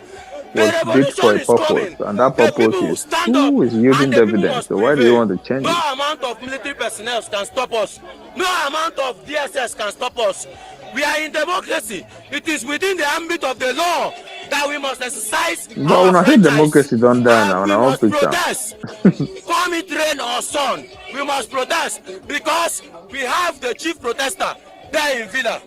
So we must protest. It's a must. To ensure that you uphold internal democracy, because it seems that this is what may then go get problem with the democracy itself. No, that's not correct. That is entirely false. You see, if you are talking about the ADC, the Rafmosus ADC that transmitted into the ADC, which is ably led by the Senator David Marks, NWC, we uphold internal democracy at its highest. In fact, what you are seeing is as a result of the G3 of the ruling APC, which is led by the incompetent Bola Ahmed Tinubu to ensure that he is coronated as the president. And so they have sponsored crisis. Look at the PDP, it is almost gone. In fact, even the NDC that was registered with they are already in court. So these are the handiworks of President Bola Ahmed Tinubu and the APC. And Nigerians are not unaware of these tendencies. So it has nothing to do with internal democracy or what have you, because we have done everything by the books. And even INEC itself, if you check the records, have even issued a CTC to the fact that David Mark led NWC starts. So why do they have to, on what basis did they change narratives overnight? I agree. Don't you also agree that it's a lack of capacity to resolve this? It has nothing to do with lack of capacity to with these issues.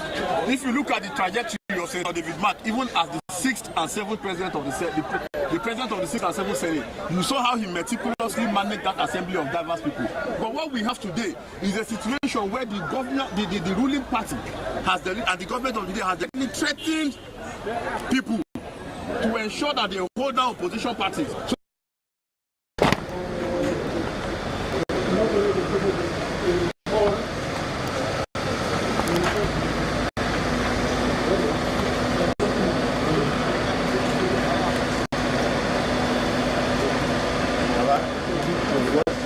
So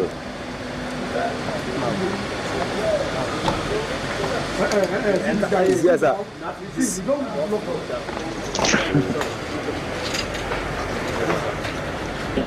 I'm a potato.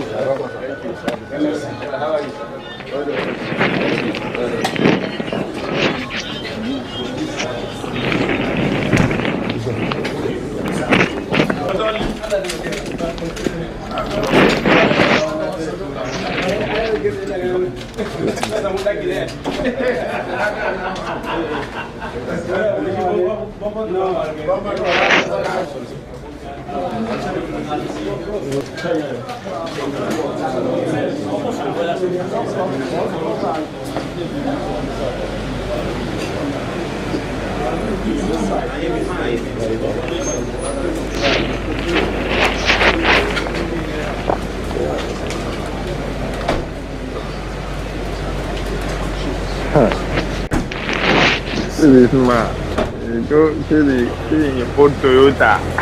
It's a general in business. Man, where do you run to? Jagaru.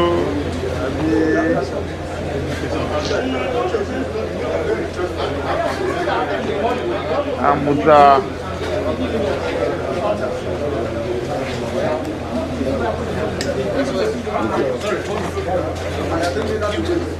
This way.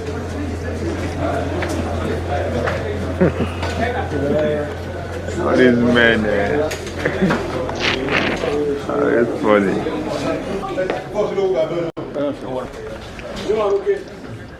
All of them, they're all pretenders.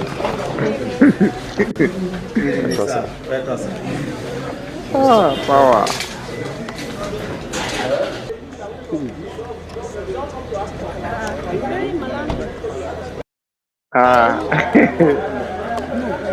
My Malami, the former Attorney General of the Federation, last administration, is President Muhammad Buhari, CPC gang.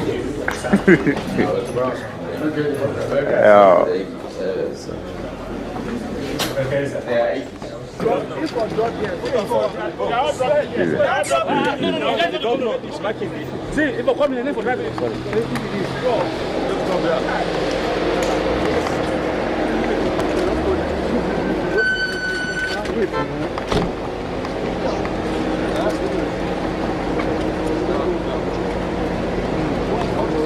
Who is that? Back in this. NDP gang, nah, boss they carry. They don't get money. They've been out of power for 10 years plus now, if I'm not mistaken.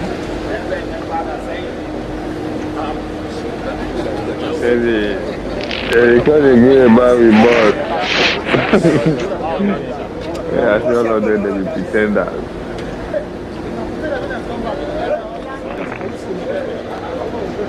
No worry, we leave, no worry. Sir, Mama, don't leave me now, you can come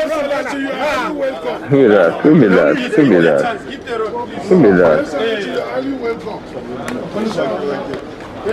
that.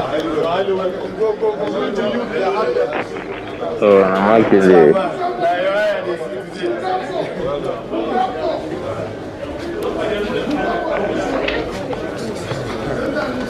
Please give the road.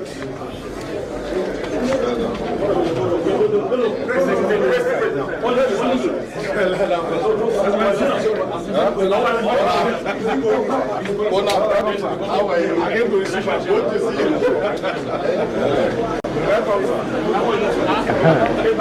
brother, Ali, the former governor. Welcome, sir. How are you? Nice, sir. Check out.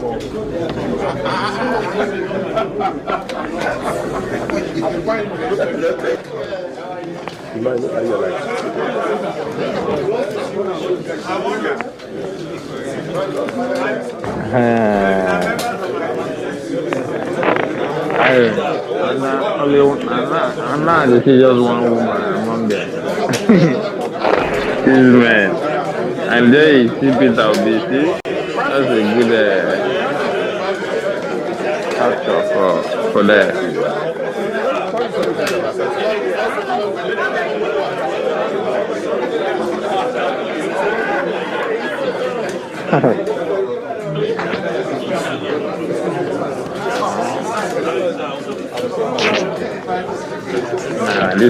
These people don't look like. I don't see them like.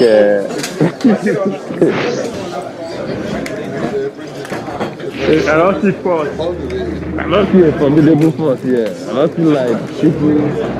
They don't appear to be like people who want to take power.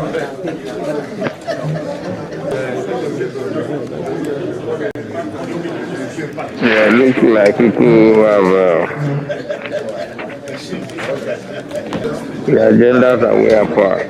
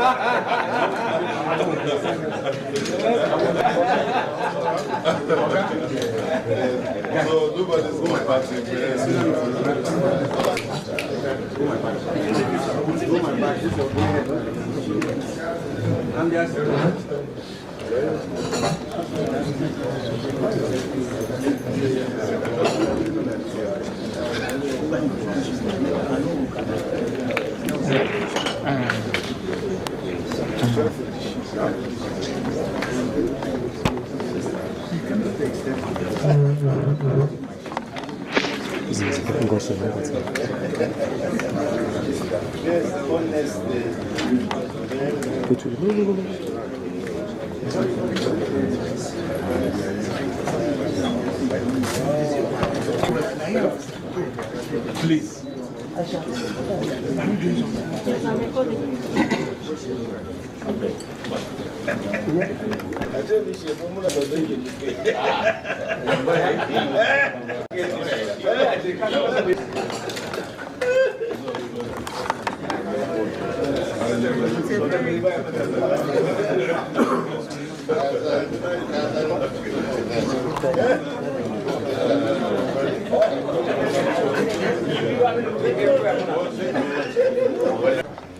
So, but don't go.